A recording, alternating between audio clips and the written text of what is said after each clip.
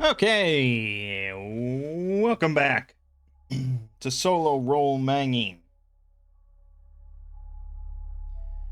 Phandelver and below with Tales of Argosa. An odd mixture, to be sure.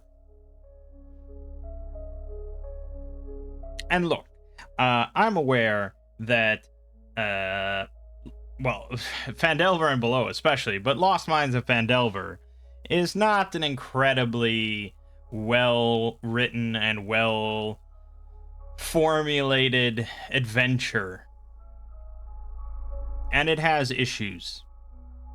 And if you were going to introduce people to RPGs, I would not recommend Lost Mines of Phandelver with D&D 5th edition. I would not recommend it with basically any system.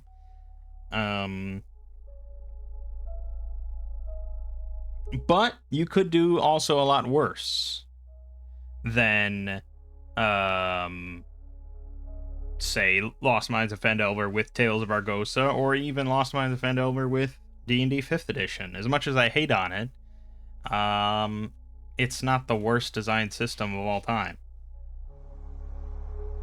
A lot of people's complaints about Phandelver is that it's very tropey. It's not very imaginative. It's not very fantastical.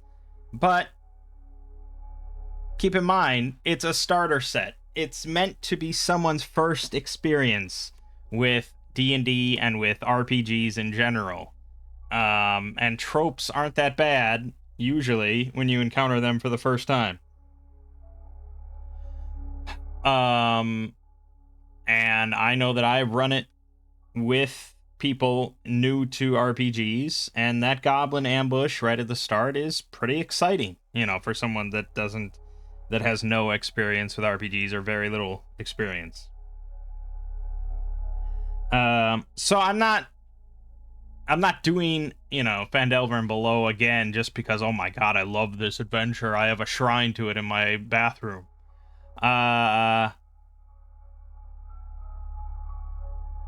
It's just kind of, I don't know. I just like it. I like it for some reason, and I'm just curious to see how this will go. So we've got our two characters made, Daria and Pax, our female barbarian, our male rogue with less than stellar stats across the board.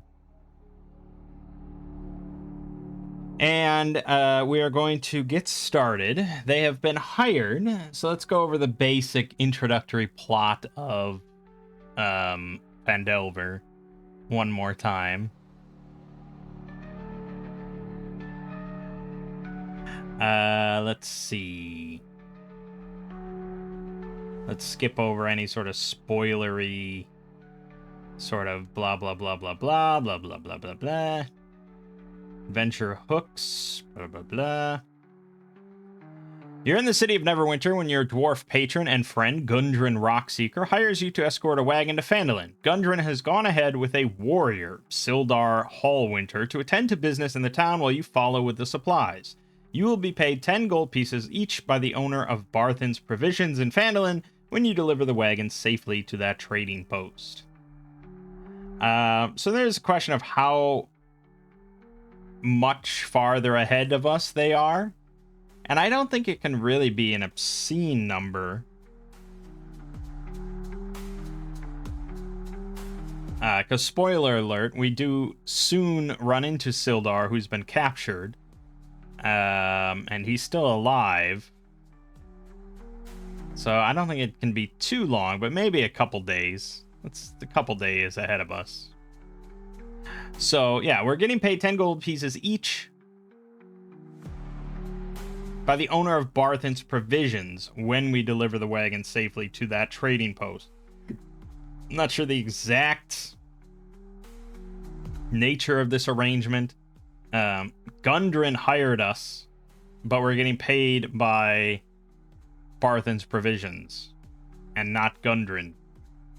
and we're getting paid nothing up front. There's no... I don't think there's a list anywhere of what's in the wagon. There might be.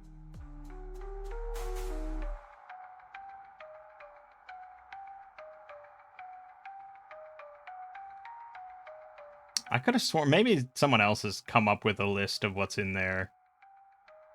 I don't remember. I remember reading a list somewhere of like what's in here. The players don't know this at this point. They don't really know anything other than Gundren is the dwarf. He's very excited, and he's hired us to escort this wagon.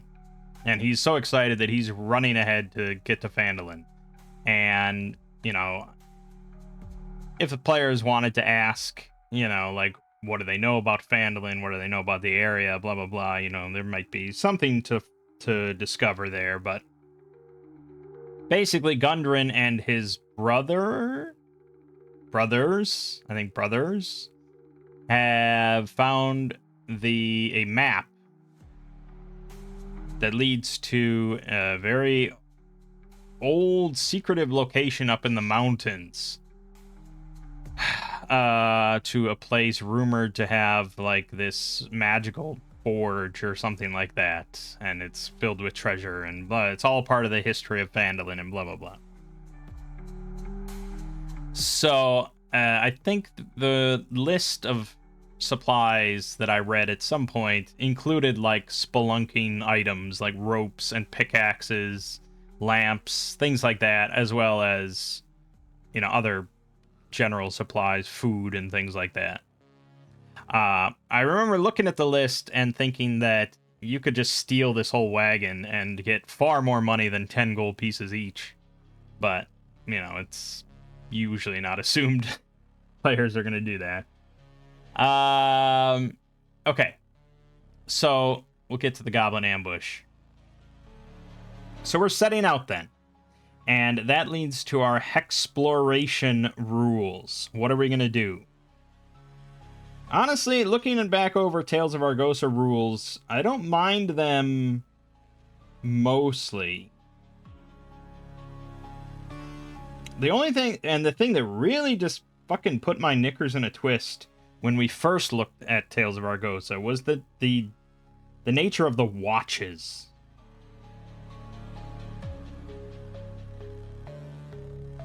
In that there are 4 watches. Or no, there's 3 watches during the day shift. So 6 to 10 a.m., 10 a.m. to 2 p.m., 2 p.m. to 6 p.m. Divided into 3 different watches for a total of 12 hours. It makes sense. But then you have how many watches it takes to move. So you can explore any hex you're in for 1 watch. That takes 4 hours. You can move into a hex with roads, plains, grasslands, fields, or other easily traversed terrain for 1 watch. You can move into a hex containing hills, forests, moors, badlands, or desert for 2 watches. And then you can move into a hex with mountains, swamp, jungle, or other very difficult terrain for 3 watches.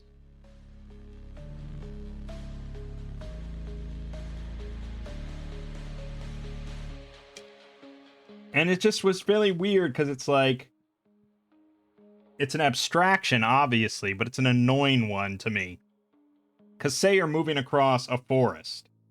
To enter into each hex costs 2 watches. So say, you know, you start here at the bottom of the forest. To move here, that's 2 watches. And I only have 1 watch left for the day shift. That means that I cannot move into the next one. And then, so basically, as far as the rules are concerned, I'm basically just standing around. The rules make no distinction between moving through a hex. All it cares about is entering a hex. So, I could, I guess it doesn't matter, because it's all about, you're either, I guess really it encourages exploring hexes.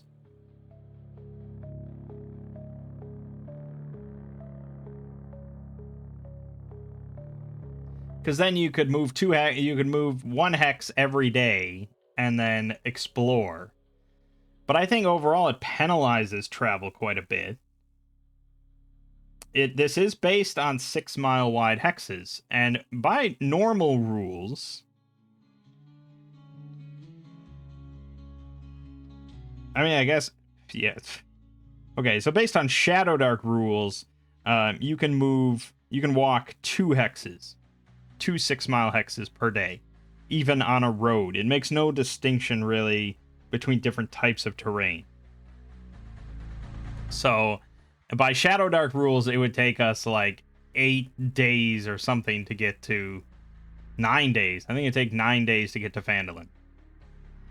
By Tales of Argosa rules, where we could move 3 hexes per day along this road, that one would end up being like 6 days or something. 1, 2, 3, 2, 3, like 4, I guess 5 days. Okay. And then by sort of OSE kind of rules, like old school D&D kind of rules, we can walk 24 miles per day in an 8-hour stretch. Which means that we can move 4 hexes per day.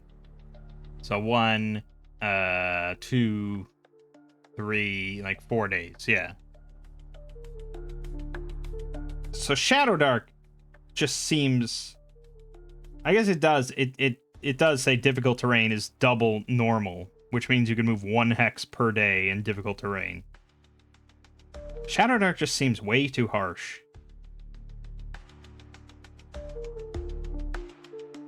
I mean, they're saying it takes 4 hours to walk 6 miles.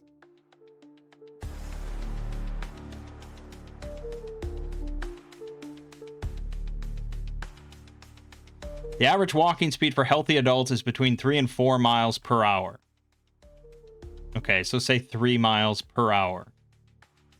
They're saying double that. Or half that. Yeah, Shadow Dark is saying half that, 1.5 miles per hour. Doesn't that seem ridiculous? It seems ridiculous. I don't think I'd ever go with Shadow Dark's rules. Wonder if anyone else has really complained about that.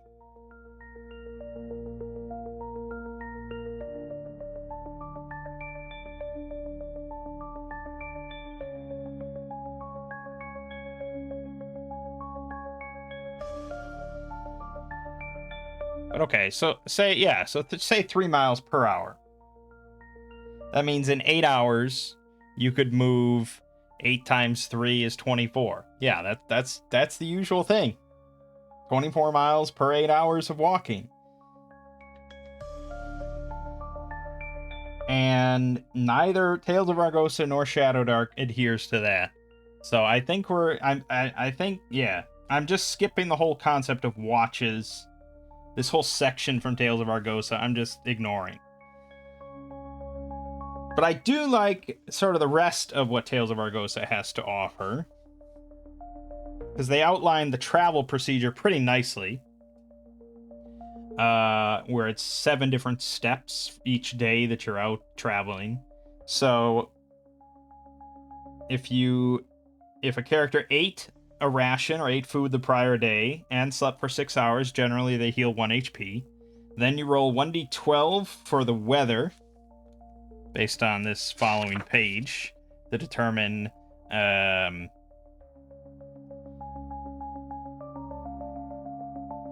basically how the weather shifts. If it's warmer, hotter, drier, cooler. You know, this is a very generalized weather table that's basically used for anything, and it says mods such as plus or minus 2, advantage / disadvantage may be appropriate for seasons, set climates, or to break up persistent, highly unlikely weather patterns. I think that's doable. I don't even know if Shadow Dark mentions weather. Yeah, I would imagine it does, but it very well might not. No, I mean, I don't see it here. Under overland travel, might be under GM stuff, but yeah, I don't know. I don't think they'd mention weather too much, if at all. So yeah, there's that. If we want to be hyper specific, obviously we can go with Axe. The section from Evils of Ilmire discussing weather is pretty darn good, especially if you're running Evils of Ilmire. But the problem is that it's kind of written for the region of Evils of Ilmire.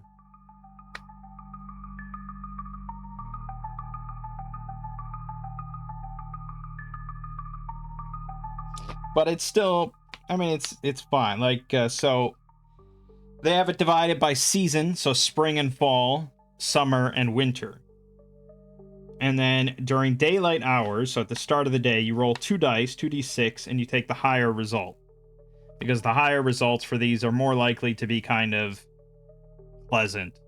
Like for spring and fall, a 6 is blue sky and warm in the sun. A 5 is breezy, cool with wispy clouds. So you're more likely to get that kind of stuff during the day, but it's possible to get worse. And then at night, after sunset, you roll again. You roll 2 dice and you take the lower result. And like a 1 is flooding rain and heavy winds, and 2 is muddy, foggy with chilly drizzles. 3 is actually snow flurries, which is a little suspect. That does mean that throughout the entirety of the spring season, it is pretty likely during after sunset for it to be snowing. That's a little suspect. But I think you could pretty easily change that to just like a light drizzle or something like that. Just like overcast, or you know, just kind of a light thunderstorm or something like that. I don't think you'd have to stick with snow forever. So yeah, honestly, I like this pretty well, depending on the season. But anyways, we'll see. And rolling for weather is important because that can affect travel speed, encounter distance, ration use, foraging, overnight healing, etc. as the GM determines. And the whole point of doing all of this is to kind of make it feel grounded, you know, make it feel like you are traveling in this weather and immerse yourself in the game world. So I do think having weather be a factor is important. Third step is you determine travel roles. So these are things like being the guide if you're not on a road or near a river or something, foraging for food or scavenging for food and water as you travel, scouting ahead so you can spot any ambushes or anything like that, or setting up your own ambushes. You can also be a rear guard to travel stealthily behind the main party, so that if the company encounters something, you might be able to stay hidden, or watch for dangers from the rear, and possibly conceal the party's tracks if that's something you're trying to do. Quartermaster manages rest breaks, travel logistics, and company morale. It's mostly used once you make camp for the night. There's also support, where you can assist anyone who's encumbered or has a mobility injury, or tend to someone's injuries, allowing them to heal 2 HP instead of 1 after their next sleep. The default role, unless you say otherwise, though, is the lookout. You keep watch for monsters, traps, and similar dangers from within the main party. You automatically spot most creatures at very far range. For a trap or ambush, you make a perception detection test on behalf of the main group. Yeah, the travel roles were one thing that I really liked. I've yet to implement them with my family as going through Evils of Ilmire. I didn't want to bog them down too much, but I do think it's fun stuff, so I like it. So then you do the day shift, and that's like you spending your watches, so you're either entering hexes or exploring hexes. So again, they divide it into a 12-hour shift. Most games, I think, divide it into an 8-hour shift.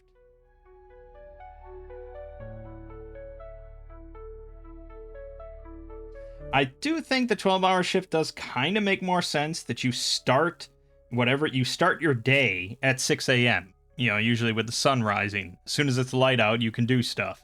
You end your day at 6 p.m. The sun goes down, and that's basically it. You know, there's not much else you can do back in the day at night. You could choose to keep hiking or something like that if you want, but it's much more dangerous. So the 12-hour day does make more sense compared to the 8-hour day. But I think the 8-hour day is usually a factor of like stamina and endurance. That it's like, it's rough to hike for more than 8 hours a day every day. Whereas Tales of Argosa doesn't really make much distinction of the fact if you're just hiking for 12 hours every day. So yeah, probably 8 hours is appropriate. So yeah, I'm gonna get rid of watches entirely, so it's just kind of like I'm breaking it up into 4 hours and 4 hours. So you were either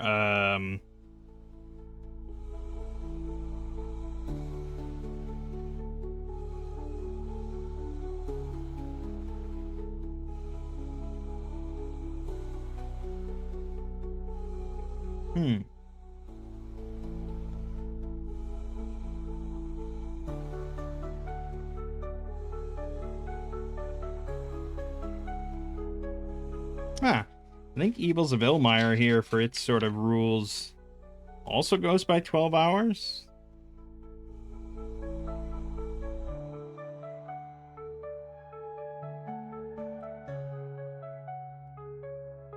Because it breaks it up into 4 hours called watches.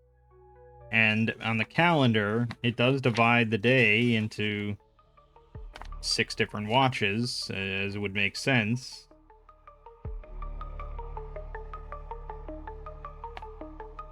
So I guess you could travel, you could hike through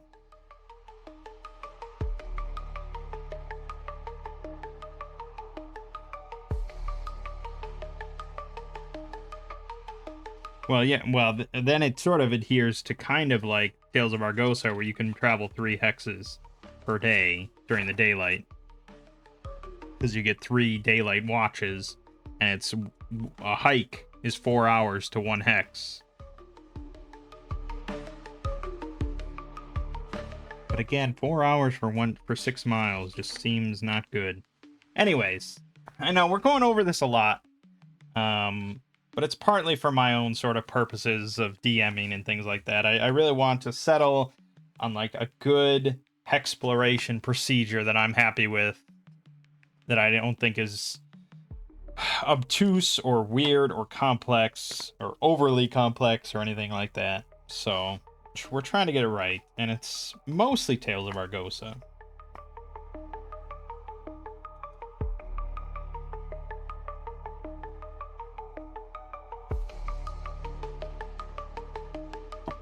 So we're not really dividing things up into watches. It's just like, basically you have 8 hours every day, and it's, you know, how are you going to spend that 8 hours? If you're just traveling, then it's pretty simple, you know. You can walk up to 24 miles in good terrain. Do you want to stop at any point to try and explore a hex and look for something? Okay, then, you know, we stop at a certain point and so on and so forth. I do think there are merits to having a stricter, more abstracted system of 4 hours, 4 hours, 4 hours, blah, blah, blah. Because then it's all very, very clear. There's no ambiguity to it. It's just 4 hours to go into this hex, 4 hours to explore this hex. Done. But the travel speed always seems so slow.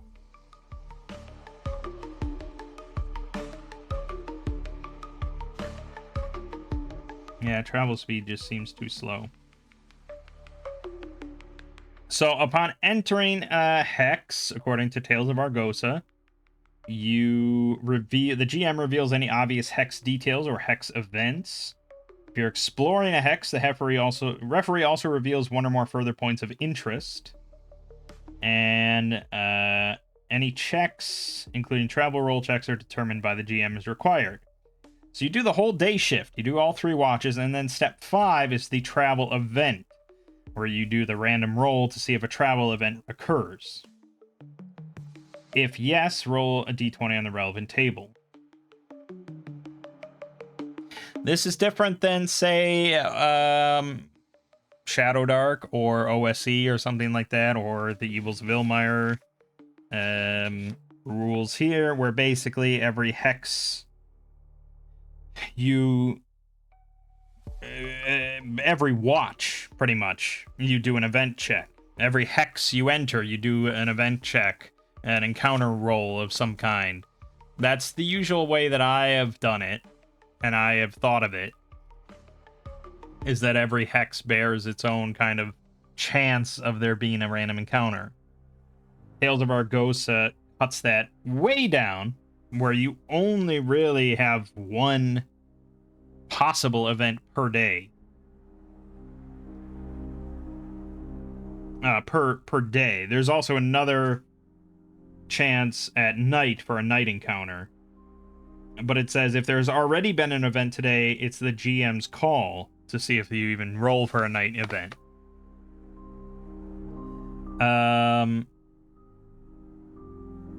I think random encounters are potentially interesting. I think a lot of the times they can just be like, oh yeah, look at that over there, and they're not attacking us. Okay, we keep going.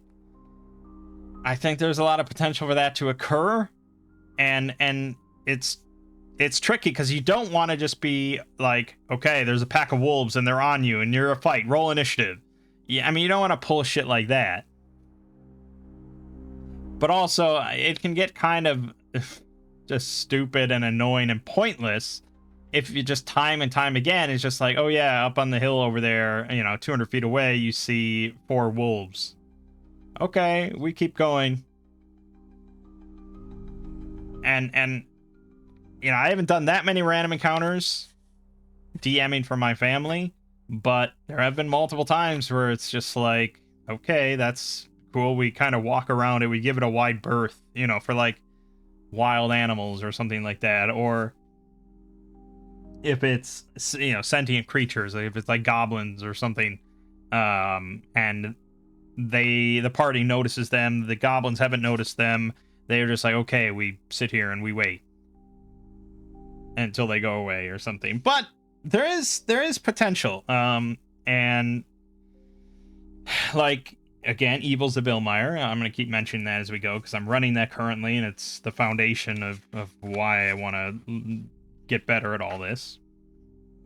They encountered some mantis men out in the swamps, and they saw the mantis men like actively hunting, and the mantis men didn't notice them, and they decided to actually follow the mantis men and try and observe them, see what they were up to, see where they were going, and maybe learn something.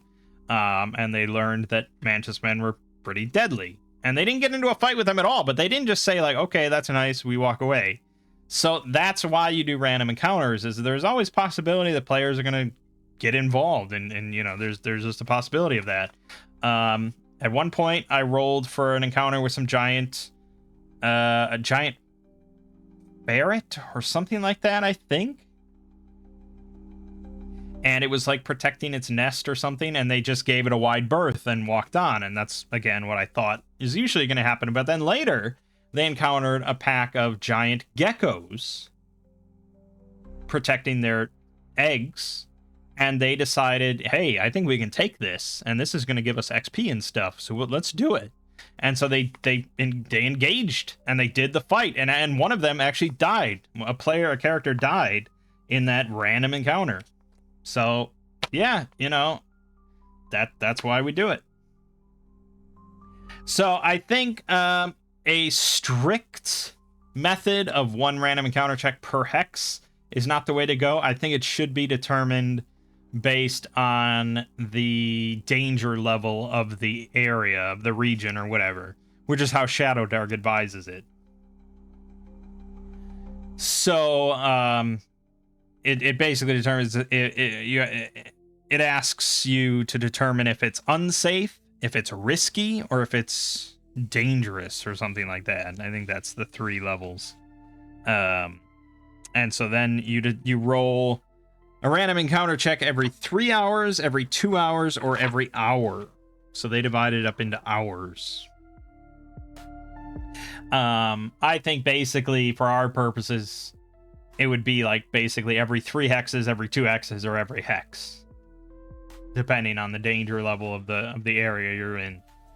I think that's a solid way to do it. So for the road from Neverwinter to Phandelver, I'd probably say every 3 hexes, except for maybe the Tribor Trail. Once we break off from the main road there, maybe drop it down to every 2 hexes. But I don't know if I would roll that at the start, because they're already getting ambushed. And after that, by the time they do the Cragmaw hideout, you might not want to bother with random encounter checks, because they're just going to limp over to Phandelver. But, there's nothing stopping you.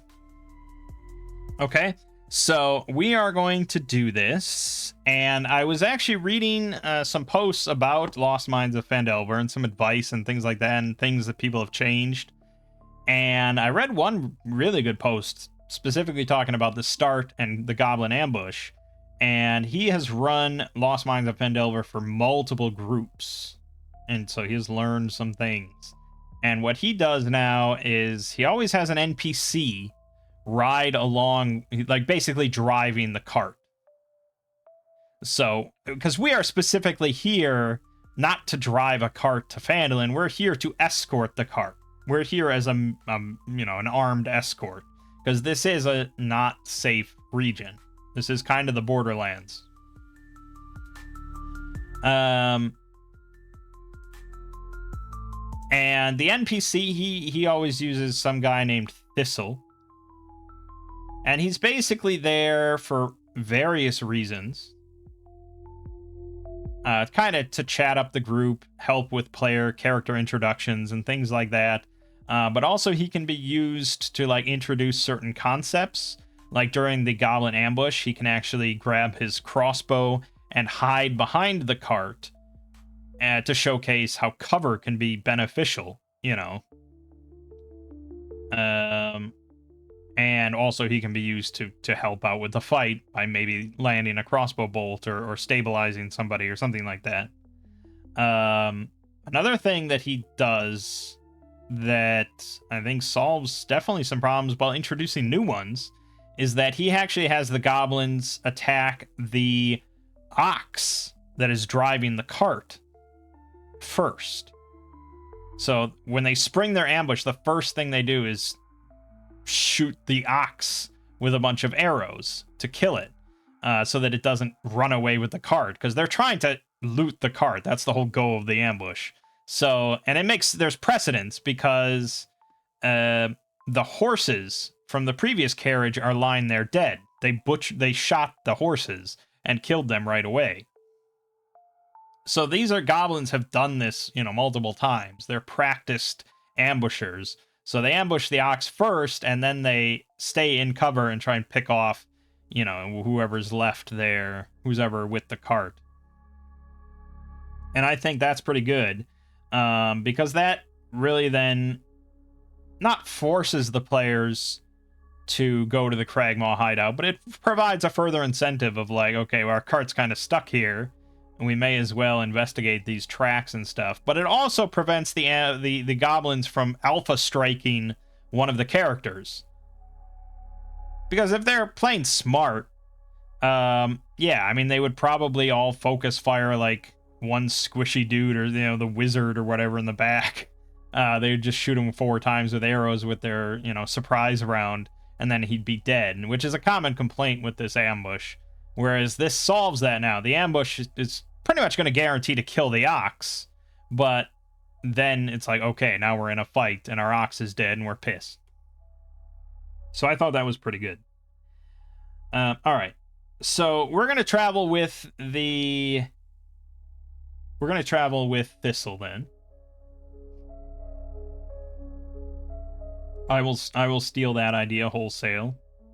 So he's driving the ox. It's an ox. It's not moving very fast, so we're just walking alongside the cart, and we're going to be traveling 4 hexes per day out of Neverwinter, and we are going to follow the travel procedure as written. So let's roll for our weather first of all, for the day, and I'm going to, yeah.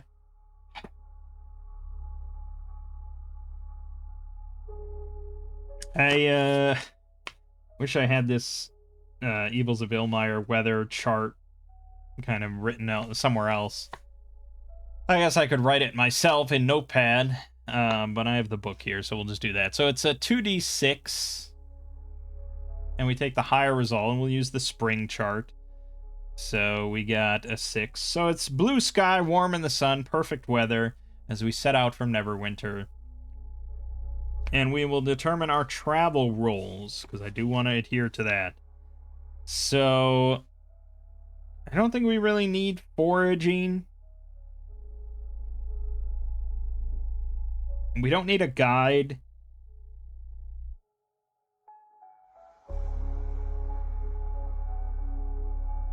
I guess Pax is going to be the lookout, because he's got the good perception. And then, yeah, I suppose there's not much reason why Daria wouldn't be foraging for food as we go, to try to save on rations.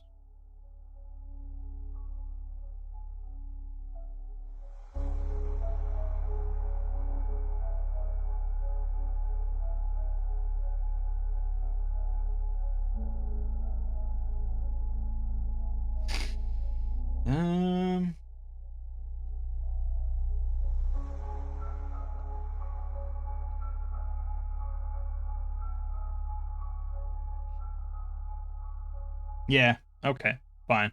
We'll do it that way. So we will...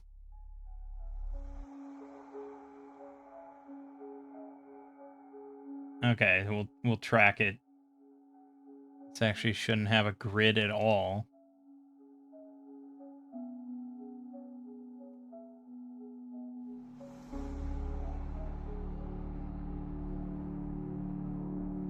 Gridless. There.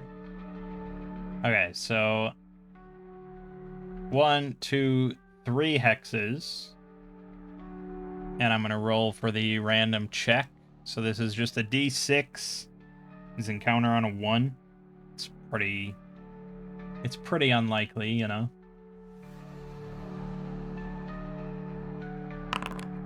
Okay, we got a 1. So now we need to determine our actual random encounter. And there's a lot of options for that. Now, Tales of Argosa does travel events, which is not necessarily a random encounter.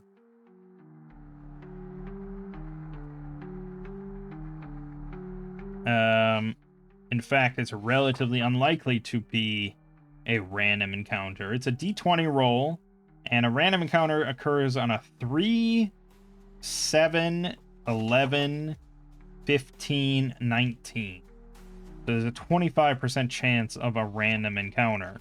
But keep in mind, I'm pretty sure a travel event is more likely than 1 in 6 in Tales of Argosa.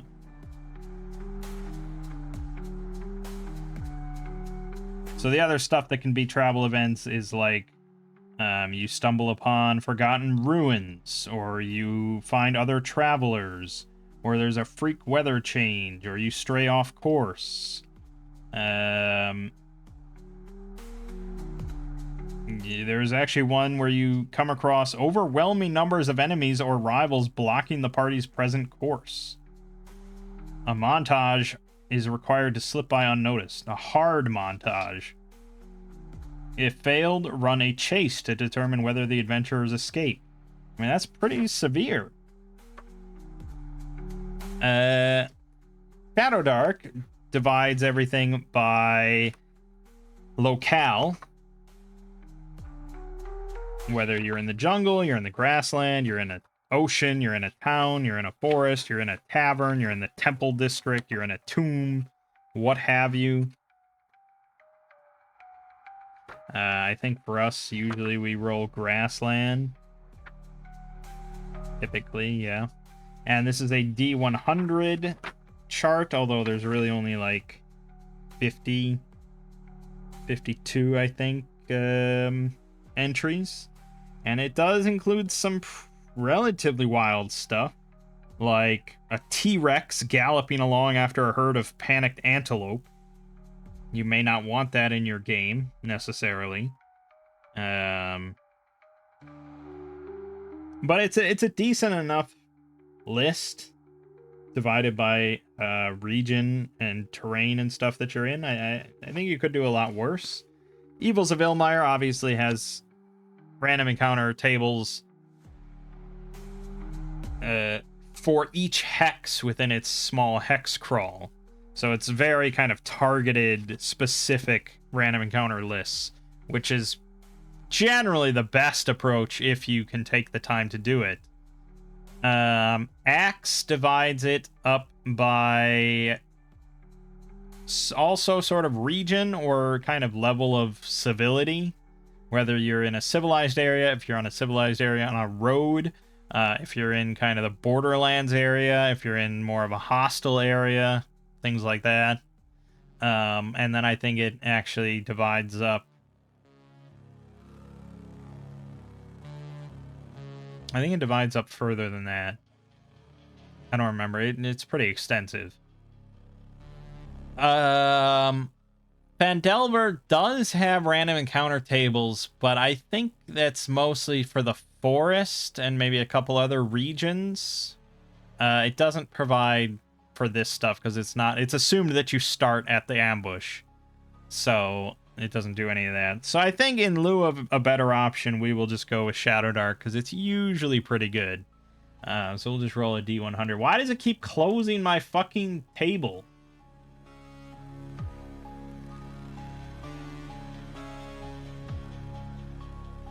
I have no idea. Oh, no, that must be a setting we can change.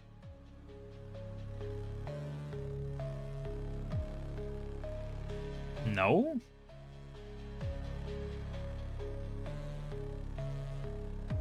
It should not close after each roll. Unless I used a different module than this. That's really obnoxious. I don't want it to do that. Anyways, we got a 44. Which is wedges on strings holding precarious boulders in place.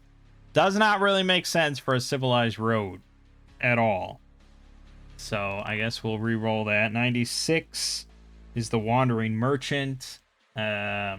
It's kind of interesting. Wow, a 100. A Principi Angel strides from a storm cloud to gift a boon. That's quite the start to a campaign. We don't really need anything that ridiculous. Dark, tall clouds roll in. A violent thunderstorm is imminent. Okay. I mean, I think that's...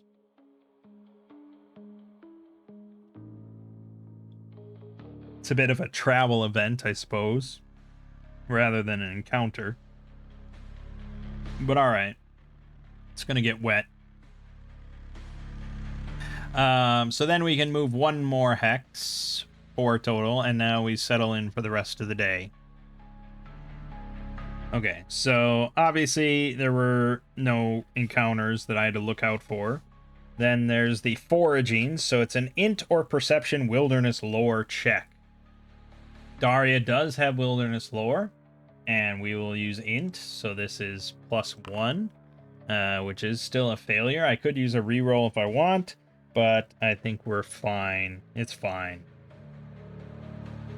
Okay, and then it's the night shift, so we set up camp, we deduct our rations, and we will deduct our rations. Let it be known. I wonder if I can just... There we go. And then we check for a night encounter. And that pretty much happens every night, I would say. Regardless of where you are. So, okay, we got another one. Again, I guess we'll just roll on Shadow Darks. A second 100? What the fuck? What? I rolled 2 100s already? Not in a row, but pretty close.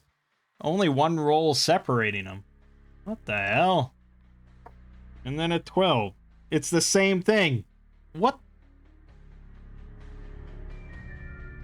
Wow. What is going on with this roller?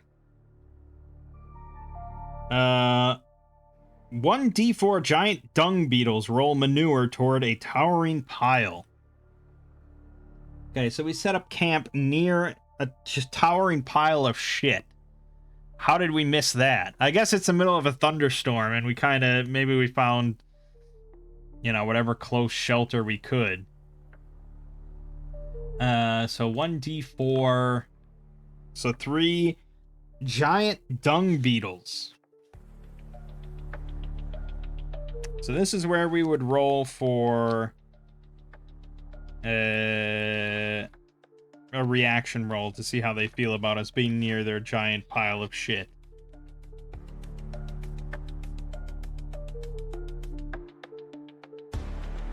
So we will roll 2d6. 9. Okay. I mean, that's usually... It's above average. According to Shadow Dark.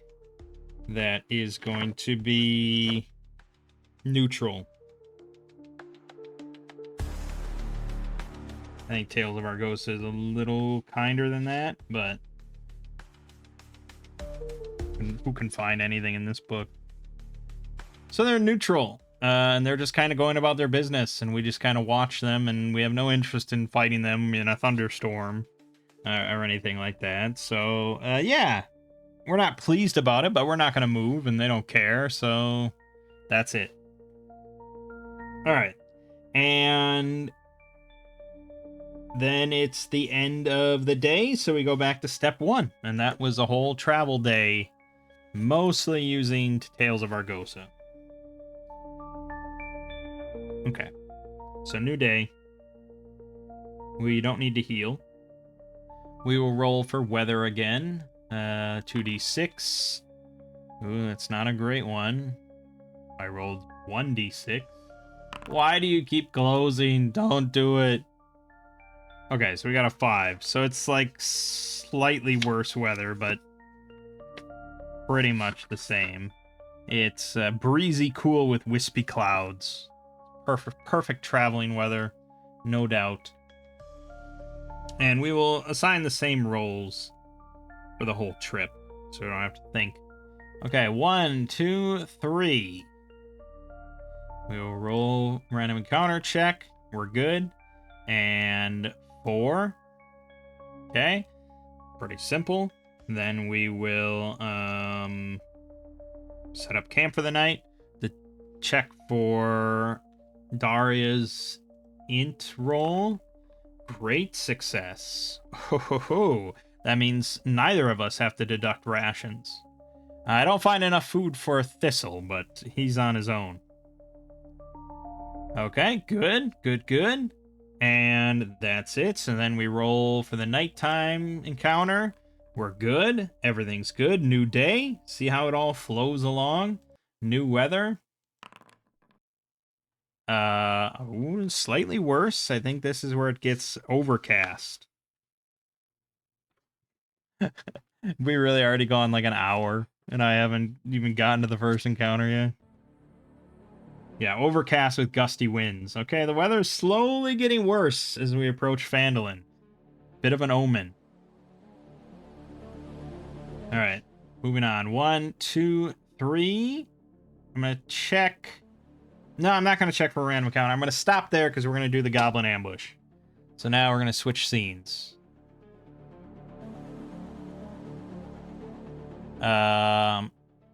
It's not actually raining, but it's pretty close to raining, so we'll count it. Maybe the weather takes a turn. Okay. We're getting to it. Oh, we're getting to it. Okay.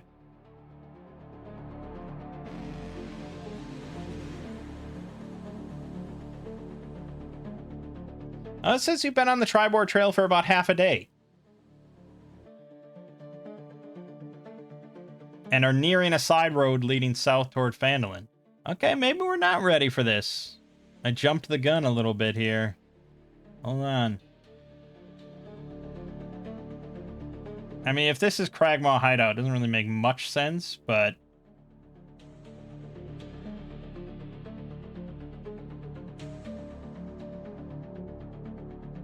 Because if we go here, then we've been there for, like it's approaching evening. Ah, no, alright, it's fine. It's fine, we'll just roll with it.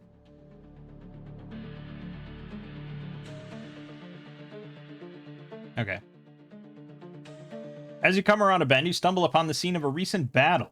The woods press close to the trail here, with a steep embankment and dense thickets on either side. 2 horses wander the road, sniffing... Oh. Did they change that to the horses are alive? I could have sworn they were dead. Hold on.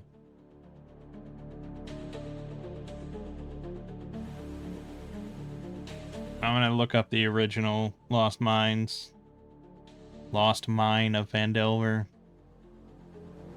I could have sworn the horses were dead.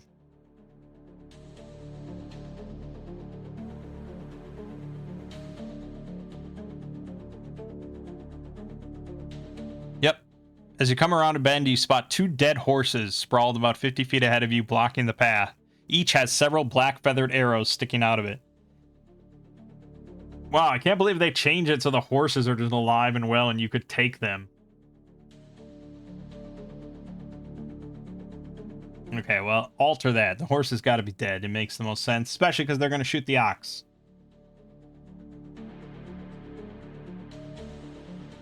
The site is littered with arrows, torn scraps of fabric, and odds and ends discarded from Gundren's bags when the goblins were looking for the map. Oh yeah, don't read that. The horses' saddlebags have been looted, and an empty leather map case lies nearby. Okay. So 4 goblins are hiding in the woods, 2 on either side of the road. They wait until someone approaches the horses and then attack. Goblins fight to the death until 1 goblin remains alive. That goblin then flees and heads for the goblin trail. Okay. So, we have, I don't know why it's not using their token artwork.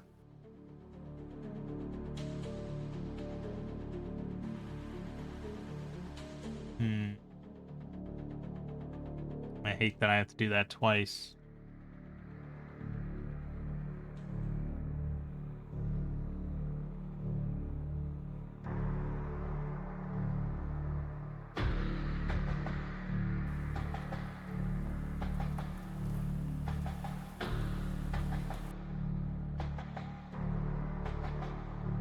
We'll get there.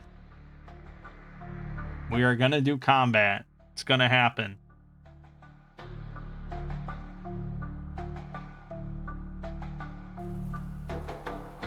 Okay.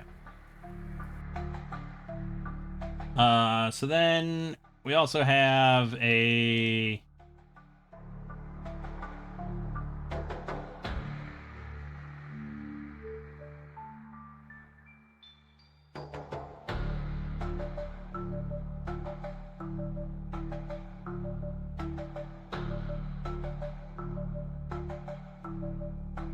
Ugh. Okay, so that didn't draw anything. Double click to finish. Yep, I should have read that. Fuck. I just want to draw a rectangle to represent a cart. Okay, it's a little fucky, but there's our cart. Stop it. It's askew. Okay. And then I need a thistle NPC. He doesn't really need a token, but I guess could give him a token. Something really generic. Yeah, see, it's all monsters, and it's all they have is they don't have a collection of just humans or whatever. So I'm never really gonna find anything that suitable for human creatures. Which is weird. Where's all just like the bandits or something? You don't have any of that? You've got troops.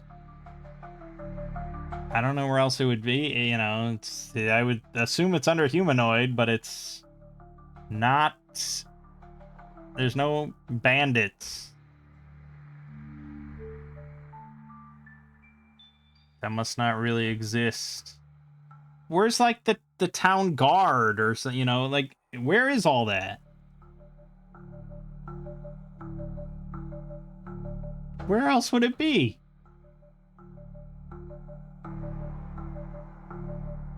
Yeah, I don't know. I have no idea. You'd think there'd just be some very basic stuff, but there's nothing basic. It's all very monstrous. I don't know, just use that for now.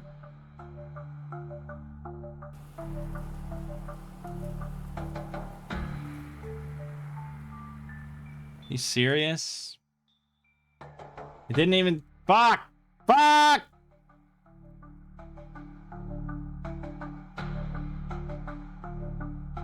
See, at a table, you would just grab any of your 100 generic miniatures and just be like, yep, that's fucking Thistle. Done. Okay. The axe doesn't really matter because it's probably going to die right away. Alright, and then we need our goblins. So...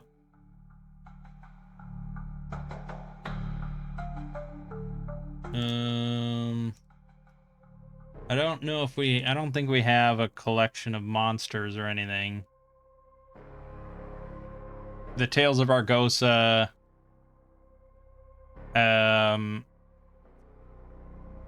Foundry setup is not super extensive, as we've seen before. So any monster that we put in has to just be our own. And really, we just need a token to put down. That's all we really care about.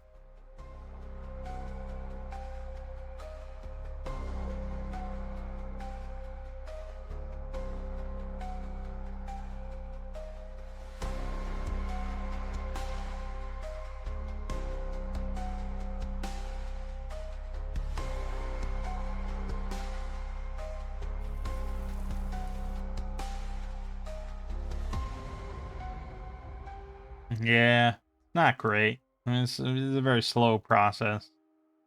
It's a lot faster, infinitely faster, if we were actually playing D&D 5e and using the proper module. Then this would all be already set up for us, and we just go, which is the whole point of paying money for it. But anyways, humanoid, goblinoid, and we will use this goblin. Okay, because we're not... There you go. We're not actually tracking stats in Foundry. Although I probably should track HP. Which leads us to the question of what are we using for goblin stats? Well, Tales of Argosa does have a goblin. It exists. We could use it. It is probably an appropriate power level. It is 1d4 HP, 11 AC. They do 1d6 bite attack. If they get a natural 19, they frenzy for another bite attack. They have advantage on stealth-related checks, but they are near blind in sunlight, which is very classically old-school D&D stuff. If we go to Shadow Dark and look at their goblin, we have 11 AC, 5 HP. They wield a club or a short bow. And they have keen senses, so they can't be surprised. It says nothing about sunlight vulnerability or anything like that. And also actually gives them weapons instead of just bite attacks. So I think the Shadow Dark Goblin is quite acceptable, but as a last thing that we could check, let's check the BX OSE Goblin. 13 armor class, 3 HP, 1d6 damage or by weapon, whatever the weapon damage would be. THAC0 of 0 or 19. They have -1 to hit in full daylight. And 90-foot infravision. So you get a little bit of a compromise there, where they do have a -1 to hit in full daylight, which this isn't. They have 13 AC, which is a little on the high end, I think. 3 HP, which is appropriate. Shadow Dark makes that 11 AC and 5 HP, which is generally better, in my opinion. I think it's more fun to have easier to hit enemies that have slightly higher health.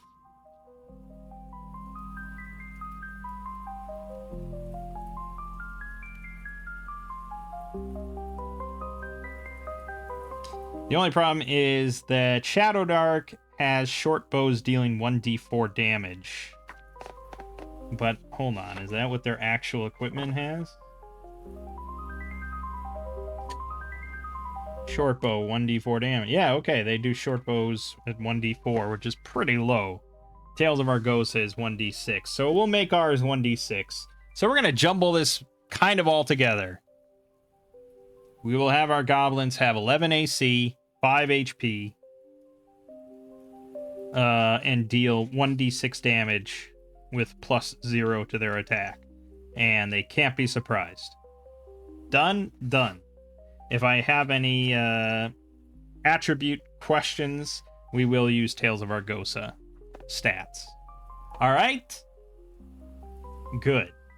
So the first thing that's going to happen here is that since Pax was on the travel role of being the lookout, that means that he gets to make a perception check opposed by the goblin's stealth check.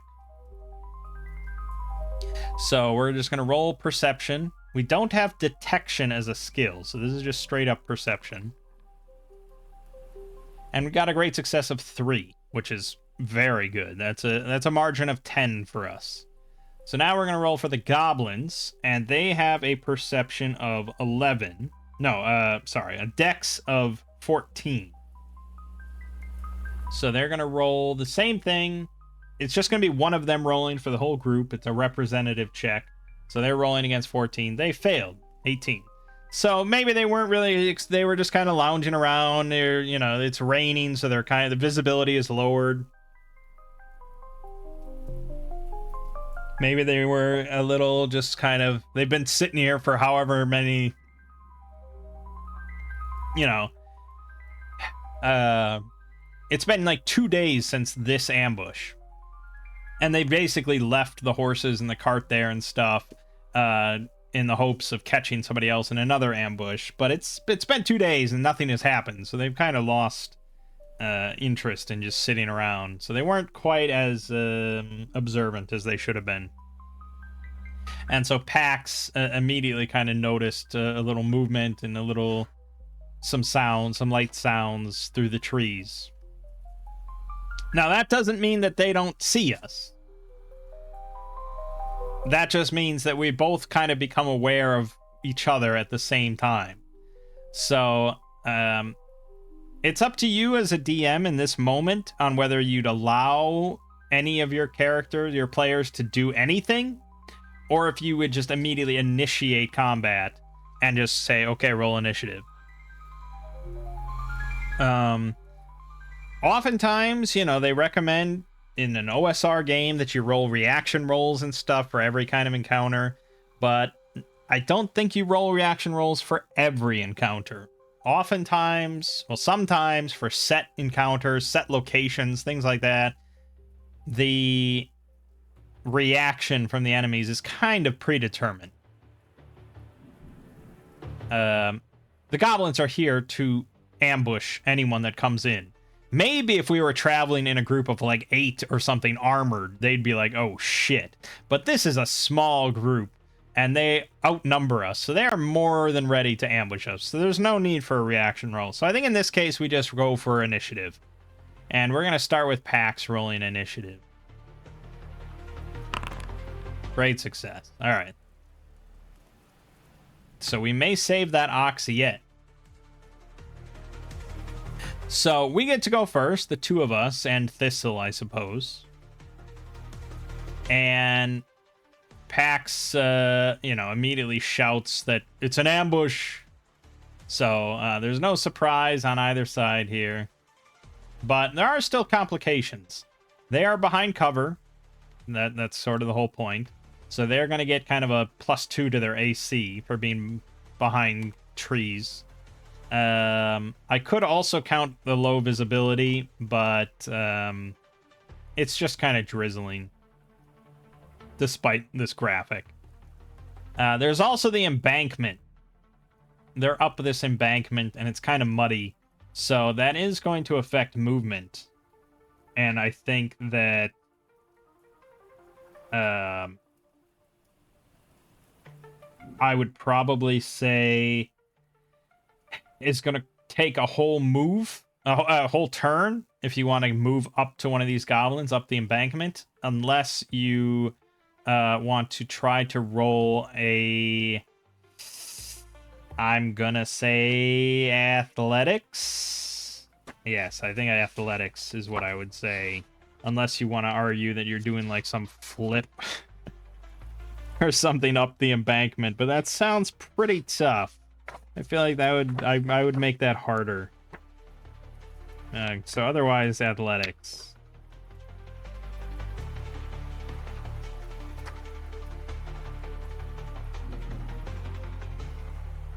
Yeah, that's probably what I would say.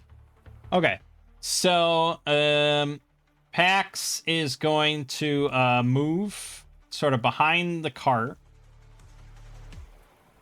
because I'm aware of the value of cover. I don't need to be taught.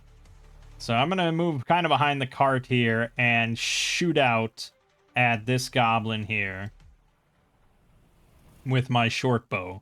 So this is going to be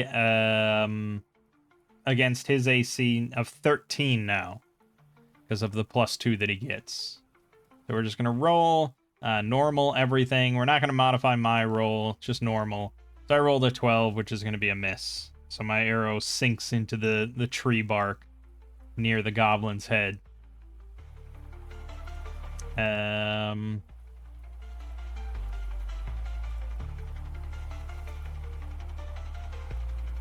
okay. Not much I can do about that. So Daria then wants to get involved, and Daria has no ranged ability whatsoever. So she's definitely going to be trying to climb up this embankment. Yeah, he should be here. So she's going to try to get here. And ideally, she doesn't want to spend her whole turn doing so. So she's going to try her athletics check in the mud. Thankfully, she is skilled in athletics. So that is a +1. Failure. Okay. We will go ahead and use a reroll.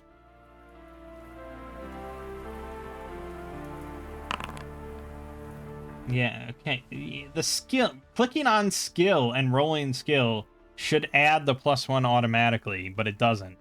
So either way, it was a success, but yes. All right, so she succeeded. She got up there. She's holding her great axe, and she is going to swing, and she is going to rage as part of it. Use ferocious rage. So she gets a +2 to melee attacks and damage against this little piece of shit. +2, +2. Okay, so she swung wildly as part of her rage and missed. So she's got one more turn of being enraged. And she rolled a 1 on her damage. Jesus. Wouldn't have even killed it if she hit. Pretty abysmal first turn. Alright, then there's Thistle. He's going to crawl back to where Pax is, and he's going to rummage around for his crossbow as well. So he's not going to shoot this turn. He's a little panicky. He wasn't expecting this at all. You know. He was desperately hoping that it wouldn't happen. Okay. So then it's the goblin's turn. And I just want to see the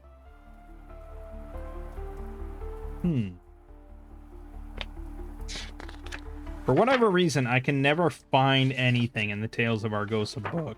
And I feel like that probably... I don't know. Maybe I should blame the book.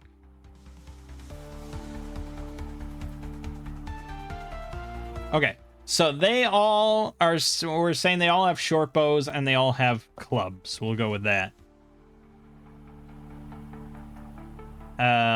They can shoot if they're in melee, but you roll with disadvantage. So they would not really want to do that.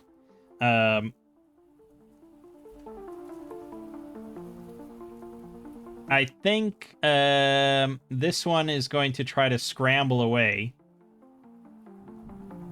to join his buddy, but that does provoke an opportunity attack. The alternative is that he could shoot in melee with disadvantage, or he could technically you can drop your weapon and draw out another one and attack with it right away, but he doesn't want to drop his bow, so otherwise he'd have to actually swap it, which takes a whole action to do so he wouldn't even do anything this turn. So he's gonna try to risk the op and walk back and shoot Daria. So that gives us another op, which gives us another chance for our rage to pay off. There you go, baby. Boom! Cleaved in fucking half. Gone. That's what I'm talking about. That's what I'm talking about. Alright, but this one is going to just stand here and shoot Daria. So he's going to roll +0 against AC 14. Is a miss. So that's that. And then he'll kind of back up. Doesn't really matter, but he'll back up. The other two down here, they are going to be shooting both at Pax. Now, technically, this one could move here to get a better angle, but actually, yeah, we'll do that. So this one will move here, this one will move here. They both are still within cover, but this one is kind of flanking Pax, you know, like XCOM. So he won't get penalized. So this one is rolling against AC 14. Hit. The other one is rolling against AC 16. Hit. Double hits. Okay, 2d6 damage then. 5 damage to Pax. Ouch, ouch, ouch. Here's where we could do minor exploits, if we so chose.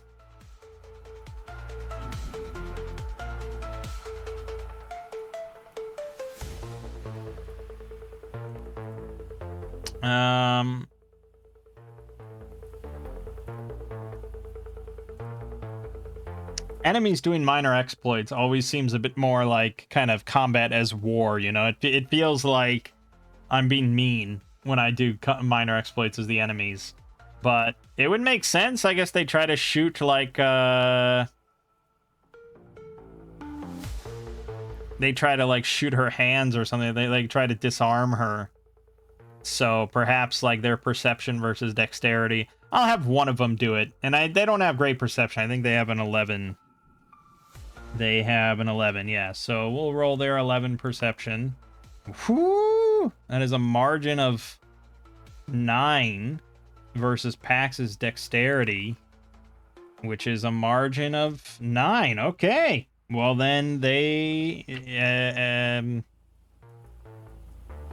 you either do a reroll or you keep the status quo as is. So we will say that's a failure. Barely. Moves her fingers away at the last moment. Or clutches her bow just barely.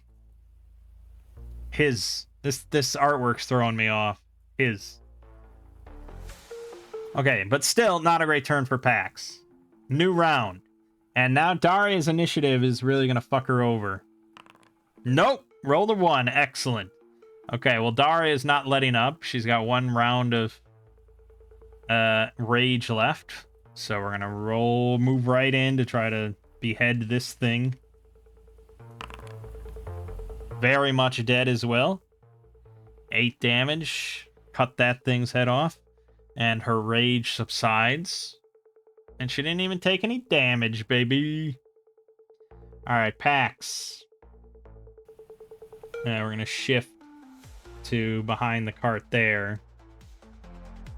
And shoot that one. So this is against AC 13. Miss. Fucking hell. Okay. Thistle will move and he'll try to shoot this one. Same thing. What are the stats of like the average commoner?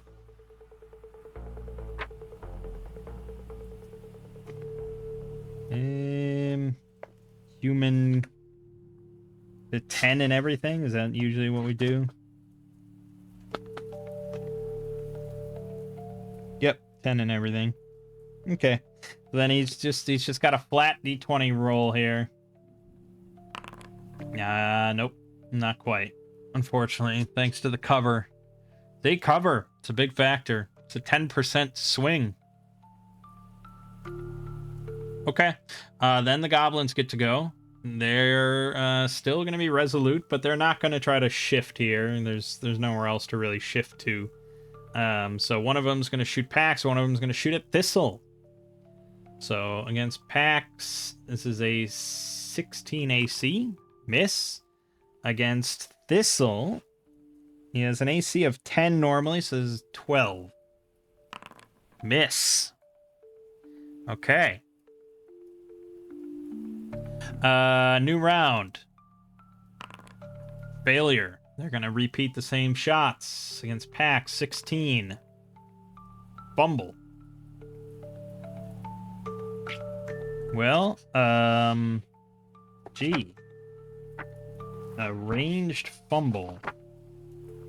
Usually, if you're in melee and you fumble, they just go with... If the target is distant and not in melee, the target immediately returns fire with a readied, ranged, or thrown weapon, if any. Excellent. Axe will immediately return fire. And miss. Okay. And then the shot against Thistle, AC 12. Still a miss. Excellent. Okay, then it's our turn. Daria is just going to spend her whole turn to get back here. Pax is going to shoot again. Eventually we'll land a shot. Nope, still a miss. Thistle, what do you got? A hit? A hit from Thistle. Alright, he's got a light crossbow, which is 2d4 plus 1. No, he actually shouldn't have been able to shoot this, because it requires an action to reload, which is quite penalizing.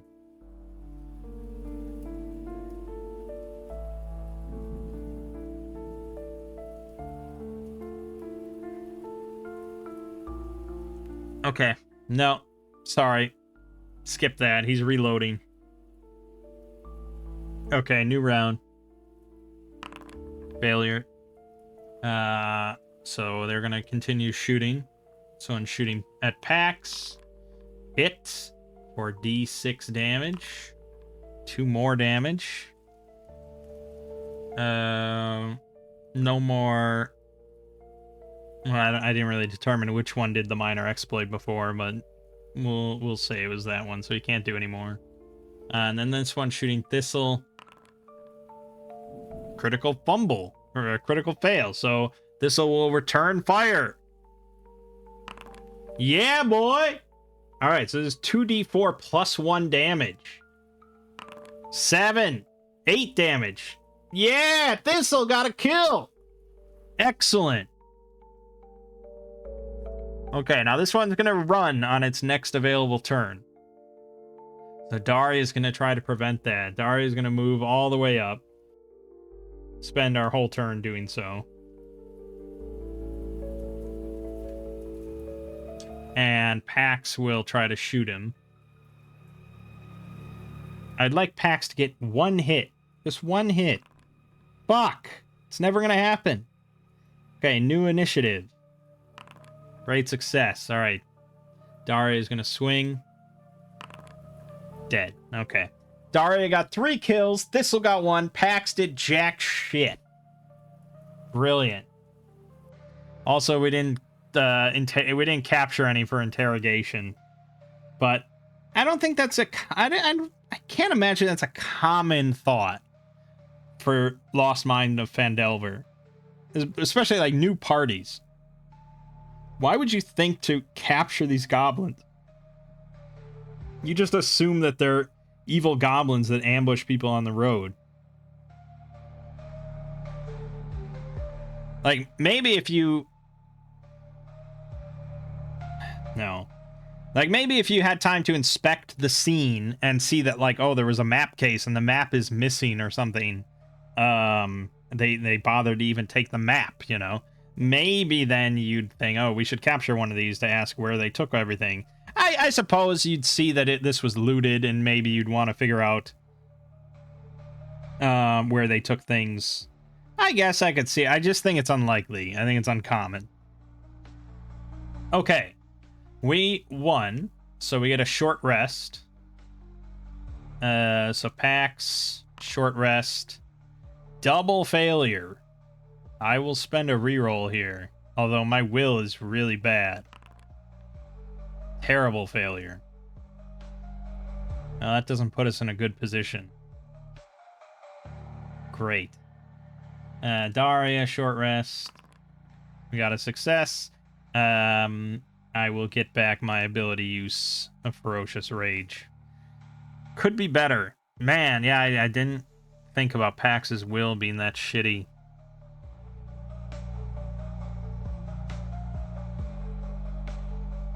I raised Perception. I maybe should have gone for Will instead of Perception, but then I'd be really bad with range. We'd have 2 characters bad with all weapons, basically. Shit. It is what it is. XP. Well, it's pretty much just for the combat. And I don't know if I could really justify giving more than 1 here. You know, it wasn't that significant of a battle.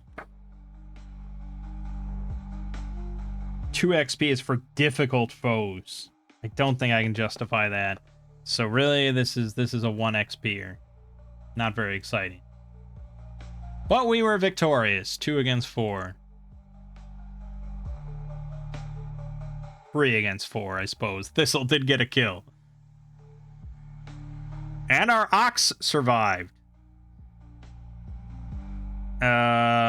Because they didn't really even get a chance to shoot at the ox before Daria was, like, butchering it. I guess the 2 here could have shot the ox.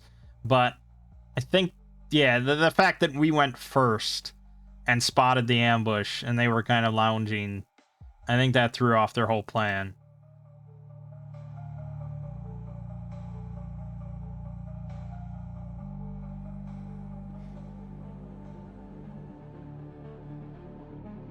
Okay. Well, there's not much else to say in about the situation then, because we killed all the goblins, and we didn't capture any, and that's it. And our ox is alive, so we could just keep going. But, you know, again, we inspect the scene. We see that the saddlebags for the horses have been looted. There's no carriage here. I don't know why I said it. It's just 2 horses that have been shot dead. And the saddlebags have been looted. And there's an empty leather map case. So there was a map in the case that has now been taken. I don't think that alone would be enough for us to be like, hey, we should go check this out. But I do think it is notable that we don't see bodies of the riders. They were, you know, not killed on sight and just robbed. They were abducted, apparently. And that would lead us to kind of investigate tracks.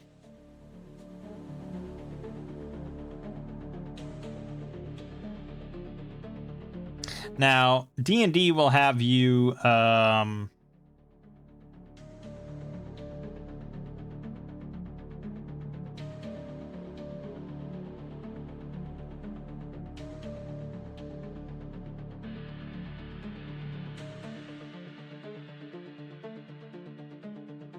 yeah, okay. Any inspection of the area reveals that the creatures have been using this place to stage ambushes for some time. On the north side of the road, characters can easily find a trail behind the thickets that leads northwest. A character who succeeds on a survival check, DC 10, recognizes that about a dozen goblins have come and gone along the trail. Character also sees signs of 2 human-sized bodies being hauled from the ambush site. Now usually in a game like OSR, like an OSR kind of game, you would not do a roll for that. If they're investigating sort of the area and everything, you'd probably just tell them this kind of information. In Tales of Argosa, it is a little easier if we did want to make it a check. It's pretty, you know, you could just do a wilderness lore check and call it a day. If you wanted to still have rolls, because it's not like essential information.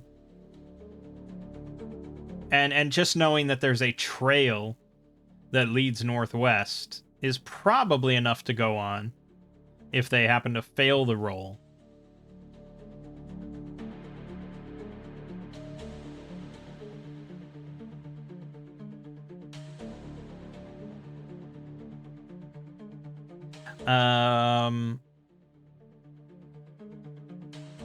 But if you succeed or you just tell them, about a dozen goblins have come and gone along the trail. Characters also see signs of 2 human-sized bodies being hauled from the ambush site. So that's where they've been abducted. And because we're trying to do heroic things in a heroic world and all that, we will, of course, investigate. The problem is that it's getting pretty late. This ambush occurred fairly late in the day, and the sun's going to start to go down soon, so we don't know how long this is, and we don't really want to take on the goblins at night, because they have a strong advantage there, and we would have to rely on torches and stuff, which would give us a big disadvantage for any sort of stealth proceedings. So we would not want to pursue that. I don't think that we'd want to set up camp here, though, because more goblins might investigate this ambush site in order to see where the other goblins went or what. Who knows? So I don't, or maybe we do want to camp here because we want to be ready in case some more come and we could jump them or something, but it's not really ideal. We want to, like, overnight. Again, they have such a big advantage at night.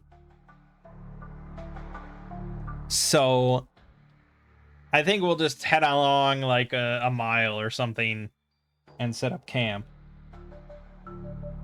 Oh, arrows. Yes, I have to roll the usage die for my fucking arrows.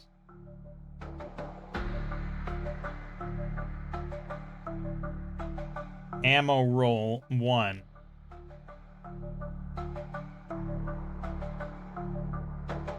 Can I just, ammo roll. Success. Alright, so good. So we're well stocked. The ammo roll is now a 2. So if next time I roll a 1 or a 2, then it's, I only have 1 fight left. So that's all good. Okay, and then I don't think I did my foraging roll. So let's do that. Success. So Daria doesn't have to use a ration, but Pax does. And I think that's it. So then we camp for the night. We do a random roll for the night, which is fine. Okay. New day. And I should be tracking days. Like, you know, pretty much for any good OSR campaign, you want to keep track of a calendar. But it's not super essential for our purposes now. Okay, so new day. Let me roll for weather. We got a 5, so it's pretty good. It's pretty good weather. It's cleared up. And so now we're going to head back. We will tell Thistle to wait here, and you know, a mile away from this spot. He could go along to Phandelver, but if he gets ambushed further along on the road, he's pretty fucked. So, you know, he's just kind of tucked away in the woods along the road a little bit out of sight. And he's just... yeah, he'll be fine, right? He'll be fine. So, we trek back, and now we're going to continue on to following the trail. And... yeah, it says 5 miles. This is sort of situated at more like 8 or 10 miles or something. So it's definitely going to take us like multiple hours to follow this trail. But there's also some traps along the trail. So this is another thing. It says here that after about 10 minutes after heading down the trail, characters on the path encounter a hidden snare. If the characters are searching for traps, the character in the lead must succeed on a perception DC 15 check to notice the snare. If they fail, the snare triggers. They have to succeed on a dex saving throw or be flipped upside down, suspended 10 feet above the ground. They're restrained until 1 point of slashing damage is dealt to the snare's cord. Character who isn't lowered carefully takes 1d6 damage from the fall.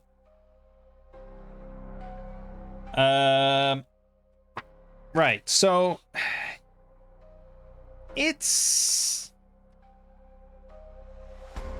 doable to basically copy that, you know, pretty much as is if you want.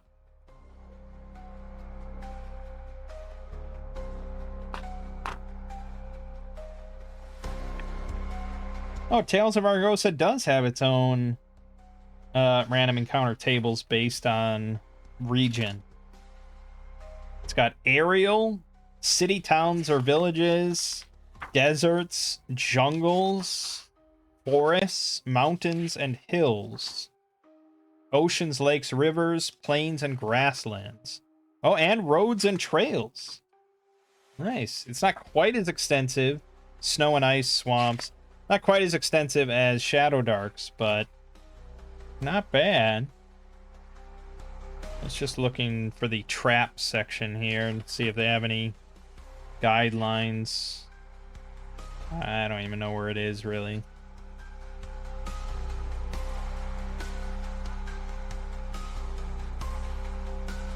Traps.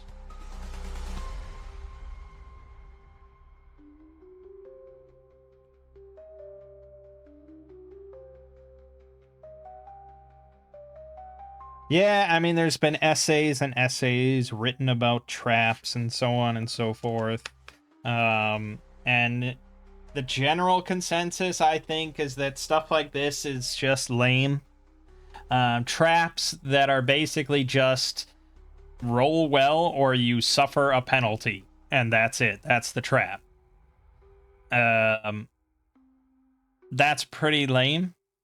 Whereas a good trap is something that's not really even hidden or anything. It's often very noticeable and very obvious. The tricky thing is circumventing the trap, avoiding the trap, defeating the trap, otherwise breaking the trap, and avoiding the penalty, and that allows for creativity and ingenuity and cleverness, which is the hallmarks of this type of gameplay, compared to just, oh, I rolled well, so I avoid it. So yeah, something like this, wilderness traps, because often the problem with like the reason that traps work in dungeons is because they are protecting something that the players want, or they are an obstacle that needs to be confronted in order to continue on. In the wilderness, there's not really a way to do that because it's so open.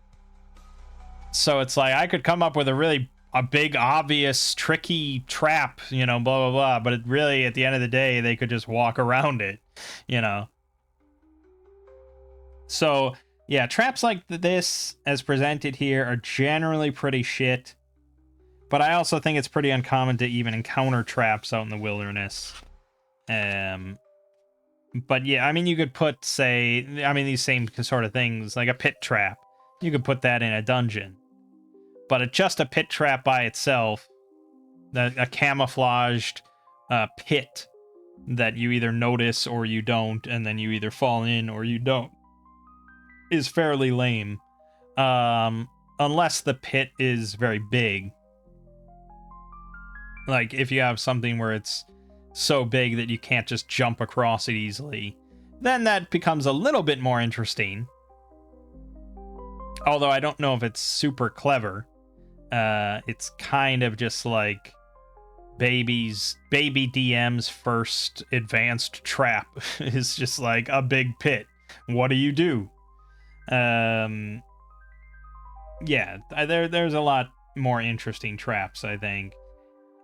In general, yeah, I'm not a huge fan of traps, and I'm sure I've talked about this plenty. But in this case, I would honestly just say fuck that and skip it. Just skip all of it.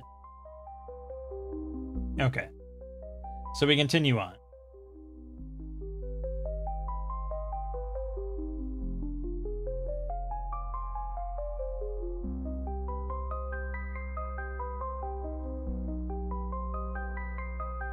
Let me activate Cragmaw hideout. This is definitely during the day. Alright. Nice, perfect little cave. So good. Okay. And we have packs. Oh god, it resets the token every fucking scene? Every scene? That's so dumb. That's so dumb. No, why would you do that?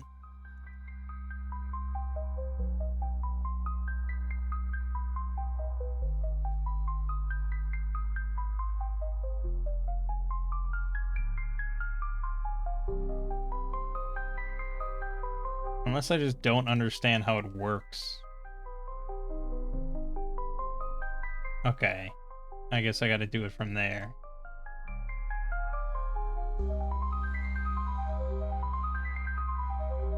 So dumb.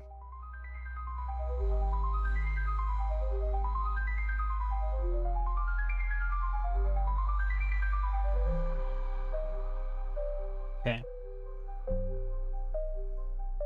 Alright, so we arrive.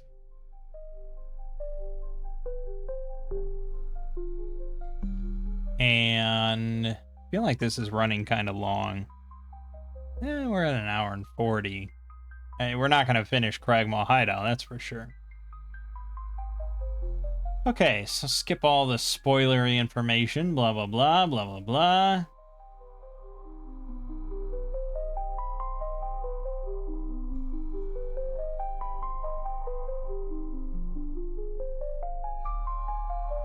Oh, so I don't get...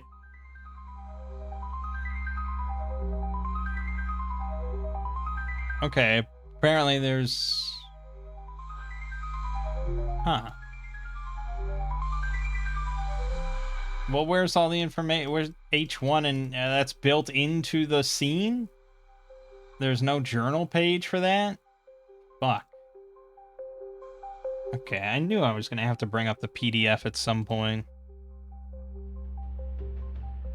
Okay, hold on. I gotta fucking find it.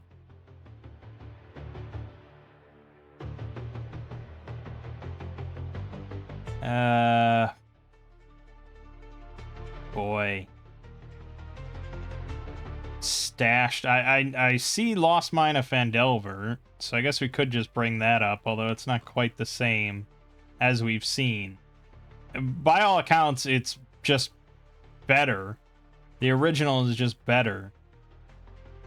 But, yeah, I don't know where Phandelver and below is. Unless I can just...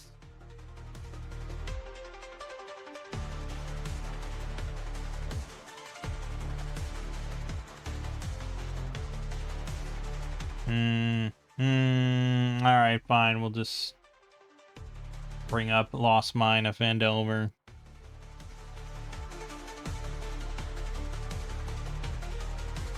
It's fine. It's fine.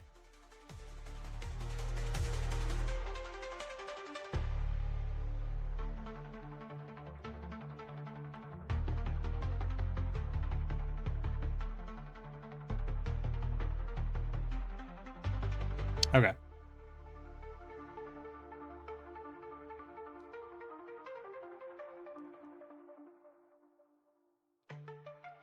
Following the Goblin's trail, you come across a large cave in a hillside 5 miles from the scene of the ambush. A shallow stream flows out of the cave mouth, which is screened by dense briar thickets. A narrow, dry path leads into the cave on the right-hand side of the stream. The thicket in Area 2 is impenetrable from the west side of the stream. The goblins in Area 2 are supposed to be keeping watch on this area, but they're not paying attention. Goblins can be lazy that way. However, if the characters make a lot of noise here, for example, loudly arguing about what to do next, setting up a camp, cutting down brush, and so on, the goblins in Area 2 notice and attack them through the thicket, which provides the goblins with 3/4 cover.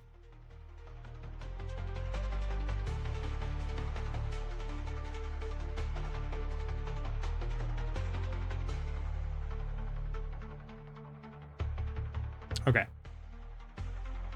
So, basically, how many does it say? 2? 2.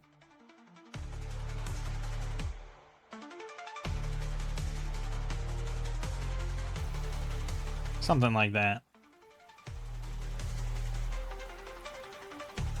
I mean, for our duo, pretty much as often as possible, Pax is going to be stealthing ahead on his own to scope out situations. So he is going to kind of move through this brush if possible, or move alongside it. There's not really many great opportunities for stealth, but he doesn't want to approach at a very obvious angle. So he is going to now roll his Dex versus their perception. Remember, they have an 11 perception.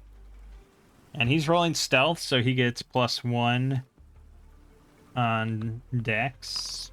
He gets a great success, a margin of 13. They cannot succeed. Yeah, even a 2. I'd maybe say a 1, but no, I think I'd still give that to Pax, although they rolled very well. He just happened to be better. Slightly. Alright, so he does kind of see them over there, sort of I don't know, playing cards or something. I don't know, lounging around. And he's sort of staying out of sight. Now,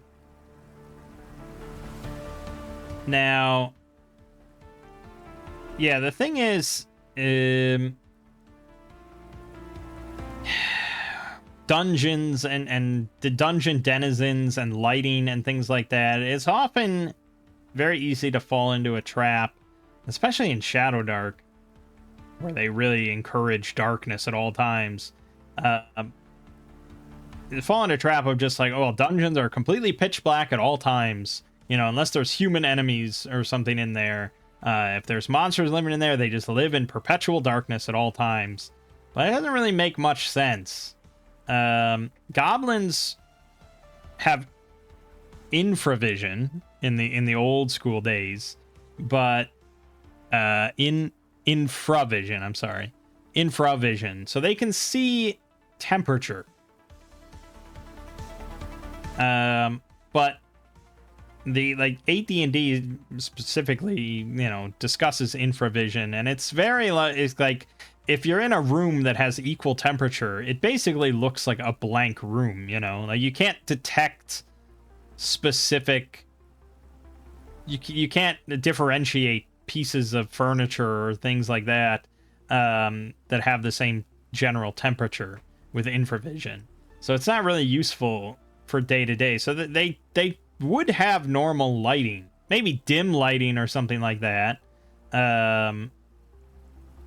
Later on, D&D moved to just having dark vision, and so, well, you know, if you can see perfectly well in the dark, why would you not have? Why would you have lights? You can just see perfectly in the dark.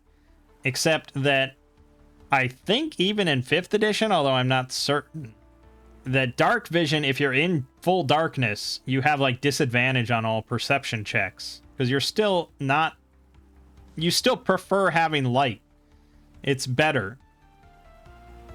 So yeah, generally you don't really want your dungeons to be pitch black unless you have a good reason for it. And most sentient creatures and stuff, and many creatures in general, like having at least a little bit of light. Maybe not torches or anything, but there might be like bioluminescent fungus or you know, something else similar to that, or some sort of magic, or who knows what. But yeah, the ever-present kind of campfire and stuff, or wall torches, should be more common than I think a lot of DMs make it in dungeons. But like here, this room here is the kennels.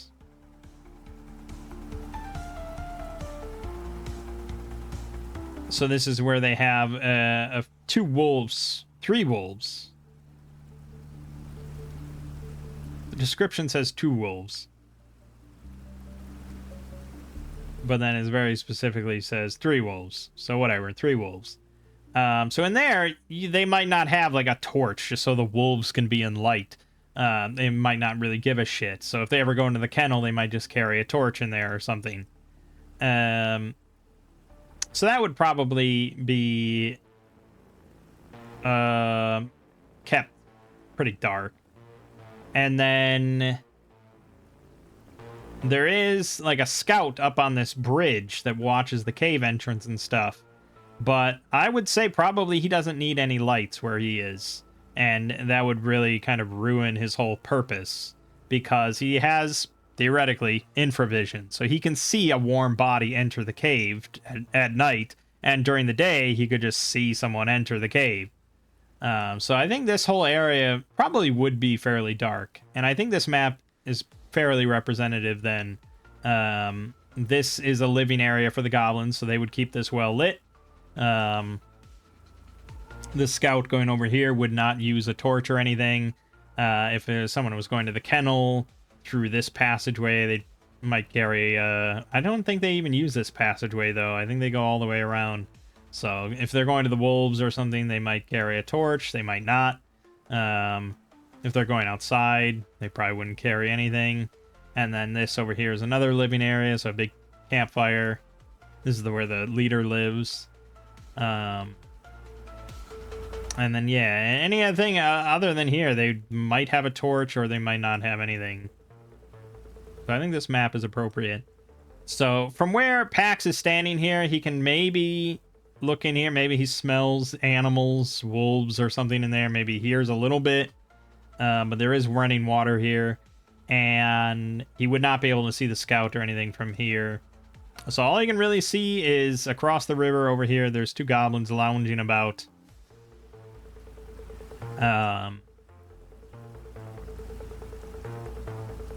So then it's a question of how do we want to deal with these two goblins.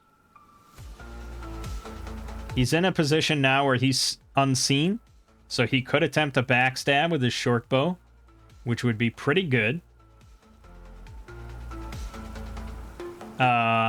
If he goes back to where Daria is to try to get Daria, then we'd have to attempt another stealth check because of the movement and stuff. So I think a better plan is for probably Pax to use hand signals to Daria.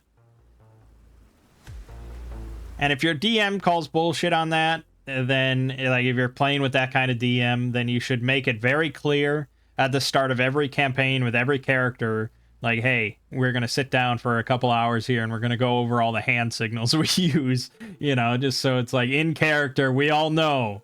But yeah, you know, generally, I can't imagine any adventuring group not developing or utilizing like a standard set of hand signals. It's just too useful. So yeah, Pax would probably use some hand signals to point out that there's two goblins, you know, behind the thicket, and to sort of carefully, slowly get somewhat into position. The thing is, we don't really want Daria to initiate any sort of stealth check, although that is kind of metagaming. And I think we want Daria to be like here, and I want her to move like quite slowly, cautiously. She's very cognizant of where enemies are and where they might be looking. And I think if I was the Pax player, I would say that if it looks like the goblins notice her, I want to immediately shoot this one. And if I was the DM, and I am the DM, I think I'd take all that into account and take account the fact that they're a little lackadaisical, and say that Daria could get to that position just fine. Yeah, I mean, I'd prefer Daria to be right up close so we can ambush them together. But, you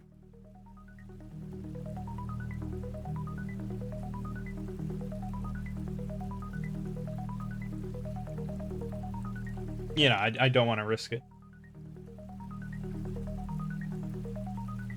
Okay, so now we come to the crucial question of what does it mean that goblins can't be surprised? What does that mean?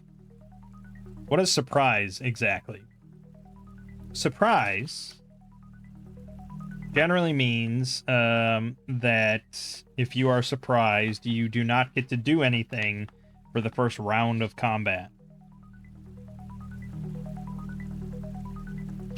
That's usually the general definition across most games.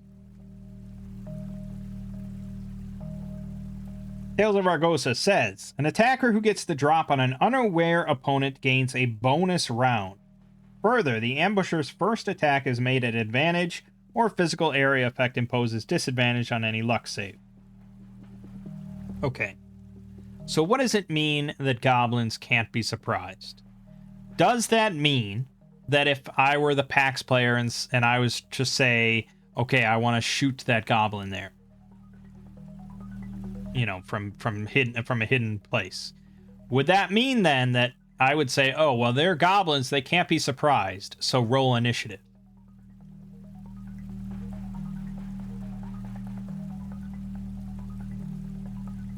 Or would it mean that I would allow the Pax player to shoot, and then we would just roll initiative normally, but that's how it would work for practically everybody.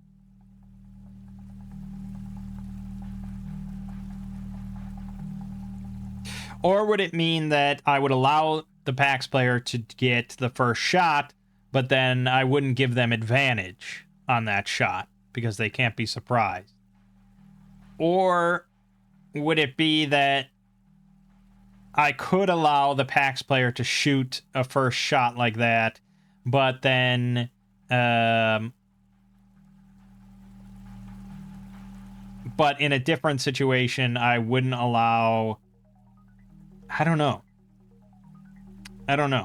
Obviously, that's a Shadow Dark thing where it says goblins can't be surprised, and that's not really present anywhere else. Tales of Argosa says they have advantage on stealth-related checks, which is a much different thing to say. I think the whole can't be surprised thing I'm probably just going to ignore, and I probably should have gone with they have advantage on stealth-related things, which is not... I mean, that's really the opposite of what we're talking about, kind of.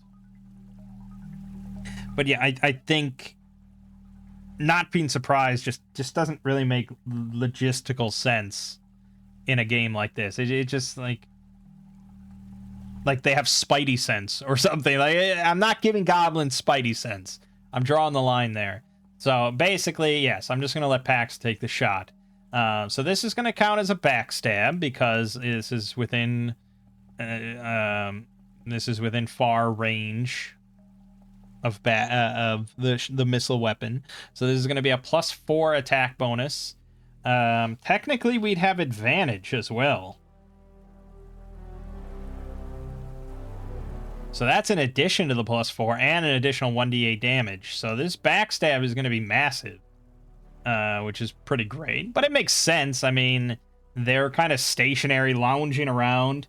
As long as I know how to use a bow somewhat, this is pretty close range. I should be able to just snipe him through the head and call it a day. Like, a proper adventurer should never fail here to just shoot this little goblin through the head. If you fail here, you really should pack it up. Alright, so we're going to, we're going to just roll our attack, and we're going to roll +4. Whoops. +4. I don't know if I can roll a +1d8 on damage. No, they're only letting me add numbers. So we'll just roll advantage on the roll. Are you serious? Holy shit. I rolled a 5 and a 3. I fucking failed. And I wouldn't have even killed it. Well, no, I would have with an extra d8, almost certainly. But I failed. Jesus Christ, Pax. You're the worst fucking rogue ever! I can't believe you missed that. A 5 and a 3. After I just went into that spiel of how you should never miss a shot like this. Oh my god. Alright, well, there's no way they don't realize that. So, obviously, we're going to go into combat. We have a real problem here, then, if they go first and run in and start shouting for alarm, then we're kind of blown. But, alright, let's roll initiative.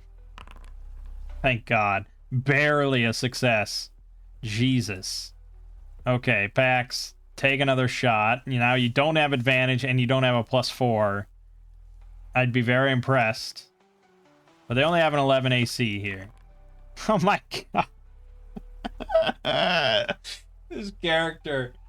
I mean, honestly, he would just retire. He should just retire. He should go back home and be like, okay, clearly this is not the life for me. I don't know what I was thinking. This was quite dumb. Jesus.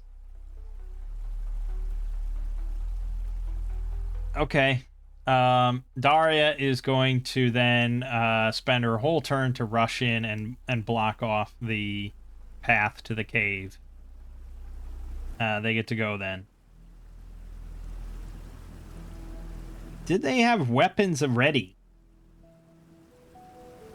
No, but you can draw a weapon as part of your attack. So I would say they have their weapons kind of on them, just not in their hands, but it doesn't really matter in Tales of Argosa. So this one is going to swing at Daria with his club. 14 AC, that is a big miss. And then the other one's going to shoot at Daria with his bow and miss as well. Okay, now it's Daria's shitty initiative. Terrible failure. Okay, so they're just gonna kind of repeat the same attacks. Yeah, I suppose so. So the club, that is gonna be a hit. And I think we're rolling with a D6 on clubs here. Yep, D6 on clubs. For 1 whole damage. And we will try to knock her to the ground. So this is going to be a strength versus strength. And the goblin's strength is 7.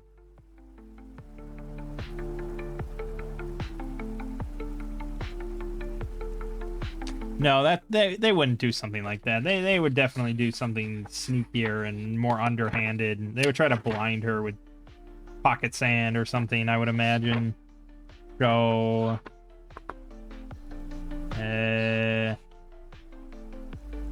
pocket sand is dex versus dex. Is that what we're rolling with?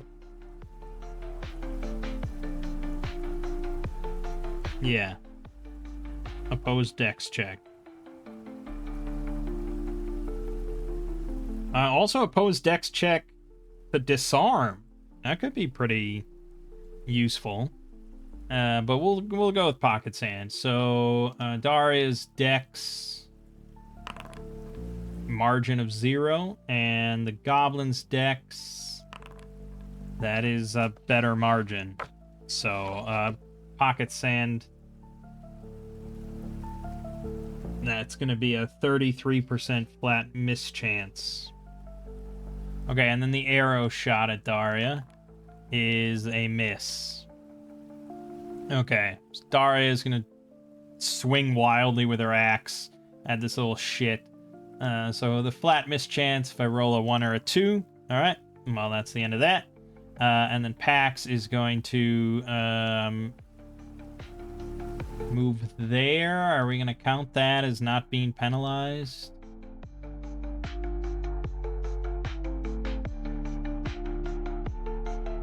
Why is there not just a line? Why is there not just a fucking line? There's got to be a line. How do you have a measurement tool? I don't want to draw. I just want to measure a line from one spot to another. Is that not allowed? Apparently that's not allowed. Oh, measure distance. Okay, there it is. No, that probably would be half cover. Alright, so we'll move in a little bit further to take this shot. I finally hit for 2 damage. Hot damn.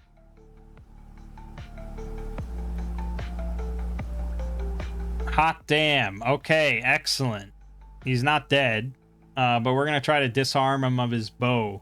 So this is going to be my perception versus his dex. All right, I got a margin of 7, and he gets a big failure. So we kind of shoot his bow out of his hand and goes on the ground. So you'd have to spend an action to pick it up.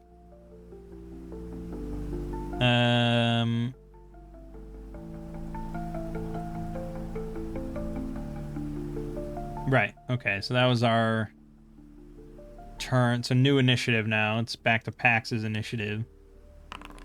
Okay, we get to go again. Pax is going to shoot the same one again. This is going to be it. This is going to be it. Critical hit, baby, right through the eyes. Boom. Dead and dead. And now Daria's going to finish off the other one, and it's going to be great. No longer blinded. Big miss. Awesome. Okay. The other one, I think at this point he's going to roll a morale against his shitty willpower. That might be good enough. That might be good enough.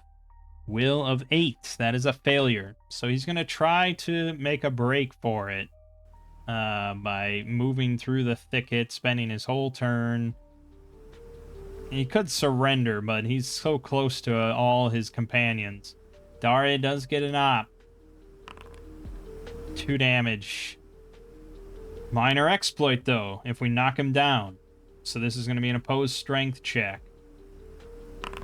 Terrible failure. You could argue athletics, though.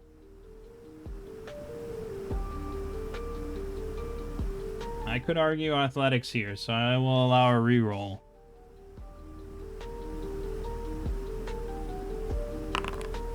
Okay, that would be a margin of 2.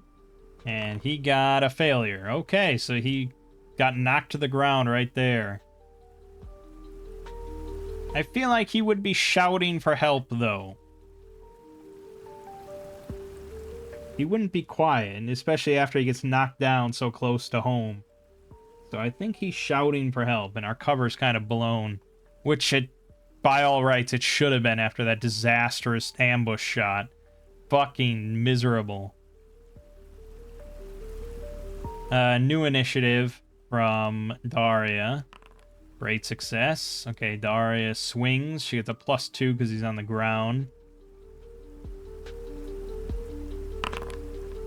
2 more damage. Okay. Axe, I don't know. We'll take a shot. So, it's actually, I think, penalized. Actually, I don't think so.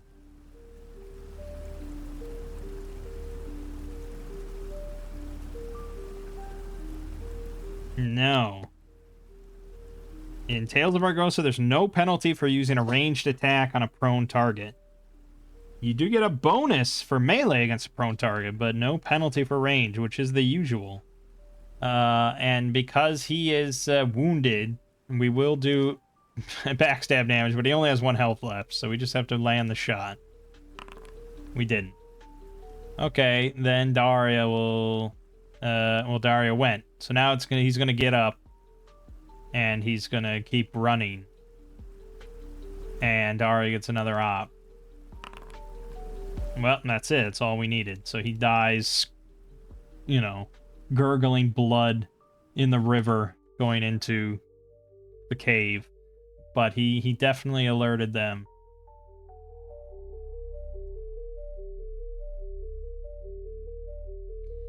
And this is where short rest kind of is a question mark. Because if you really wanted to capitalize on a situation and like seconds count, then you're not short resting, which takes a few minutes. So we have to decide, do we want to spend a few minutes at this moment? Let me think. We're pretty certain then whoever is in there is on alert. And they're going to be waiting. They've probably got short bows trained on the entrance.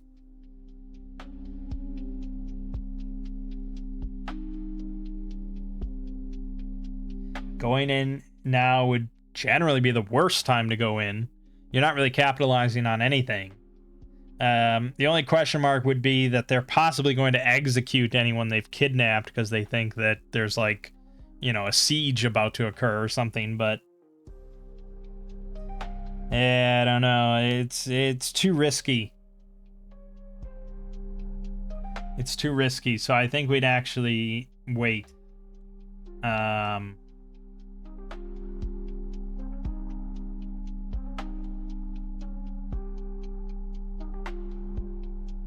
You know, the short rest is just a few minutes or so.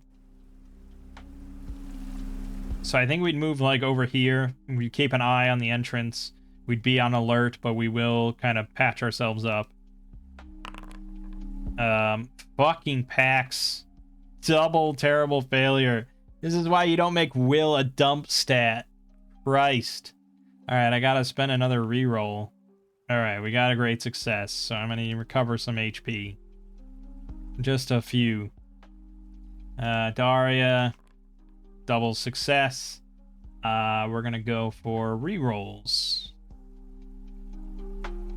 Good. Got our rerolls back. Okay,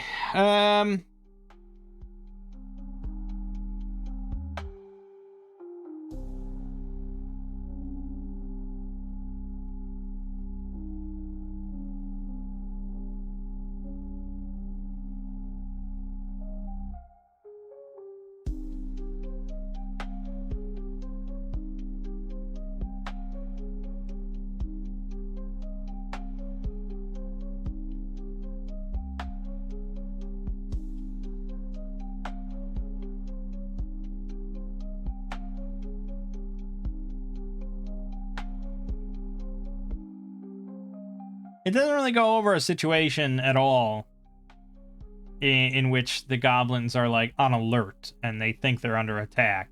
It mentions what happens if the scout there, or the lookout sees someone come in. Then they inform the others to release the flood. But I think in a situation like this where they hear word of an attack but they don't really see anyone coming in, I don't know if they would just randomly release the flood and hope that it does something. So here's where you have to kind of just be your own DM and decide how these goblins would react. I think goblins generally would prefer to fight on their home turf rather than going out into the open, so they're not going to like launch a counter assault against us or anything. They're never going to leave the cave at this point. That would just be dumb. That would be too dumb even for them. So I think chances are like they're all kind of gearing up. They've got their weapons. I think you're gonna have like at least like 4 goblins up on this bridge with arrows or with bows, kind of waiting for something to come in. They're definitely on alert, ready to release the flood if they get a cue to do so. Otherwise, there's just like a group like waiting here with melee weapons or something like that, ready to rush out. I think they would want to go for the wolves, but I don't think anyone's gonna be brave enough to go that close to the entrance because they still have no idea of enemy numbers or anything like that. So yeah, I don't think they'll go for the wolves. Although someone could go down here. Is this a known passageway? Fissure. Narrow opening in the east wall leads to a natural chimney that climbs 30 feet to area 8. And at the base of the fissure is rubbish that's been discarded through the opening above. So no, I don't think they would ever traverse that fissure. So yeah, that's it. It's not a good situation. It's not what we would have preferred. I really wish Pax would have made that shot. Kind of stupid, but it is what it is. At this point, there is sense in waiting a few hours for them to think that we left or something like that. It's hard to say how long goblins would stay on alert, just like standing at the ready for. Eventually, they probably would send one goblin to like scout to see if anyone's out there. And then if they don't see anyone, maybe they would dial it back down, and then replace the 2 goblins that died out at the lookout duty.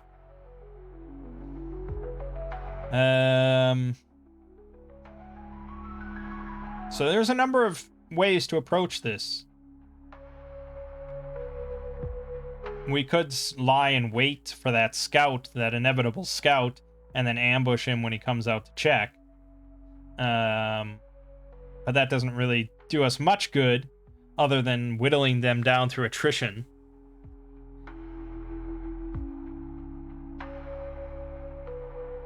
I mean, we can't really starve them out or anything like that, They've got like gobs of looted supplies from caravans, so they can survive for quite a long while without ever leaving.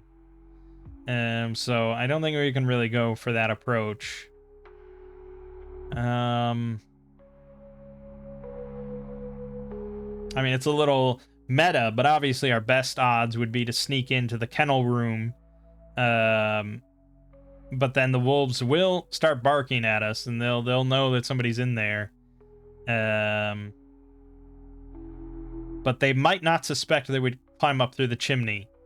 So if we could climb up through the chimney, we'd get into this room, but we'd only have a couple rounds of combat with the leader and his little squad before all the rest of the goblins would rush in. So that's really almost a worst case scenario. It's not good. None of it's really that great. And as he says in Ronin, you never want to walk into a place that you don't know how to walk out of. So, I mean, we could, like, hole up in here, kill the wolves that are chained up, and then form a bottleneck here. But the problem is that we'd cut off our only escape route. So it's not a very smart plan. I'm speaking definitely meta here, of just, like, what's the best way to approach the situation. Obviously, this is a very imbalanced situation for us. There's two of us, no magic, against, like, a dozen goblins or so. We have to kind of be smart. And we were smart up until I fucking missed my backstab.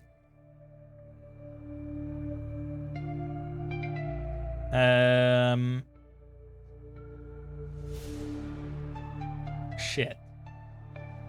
I don't know. I guess we'll end here and we'll ponder it. We'll think about what to do next time. So far, it could be better, but it also could be a lot worse. Pax is very questionable. He's obviously not built for combat. I think we can say that. So, yeah, that's all we can say. All right. My name is Mang. This has been Phandelver and Below with Tales of Argosa, and I'll see you fine folks in the next part.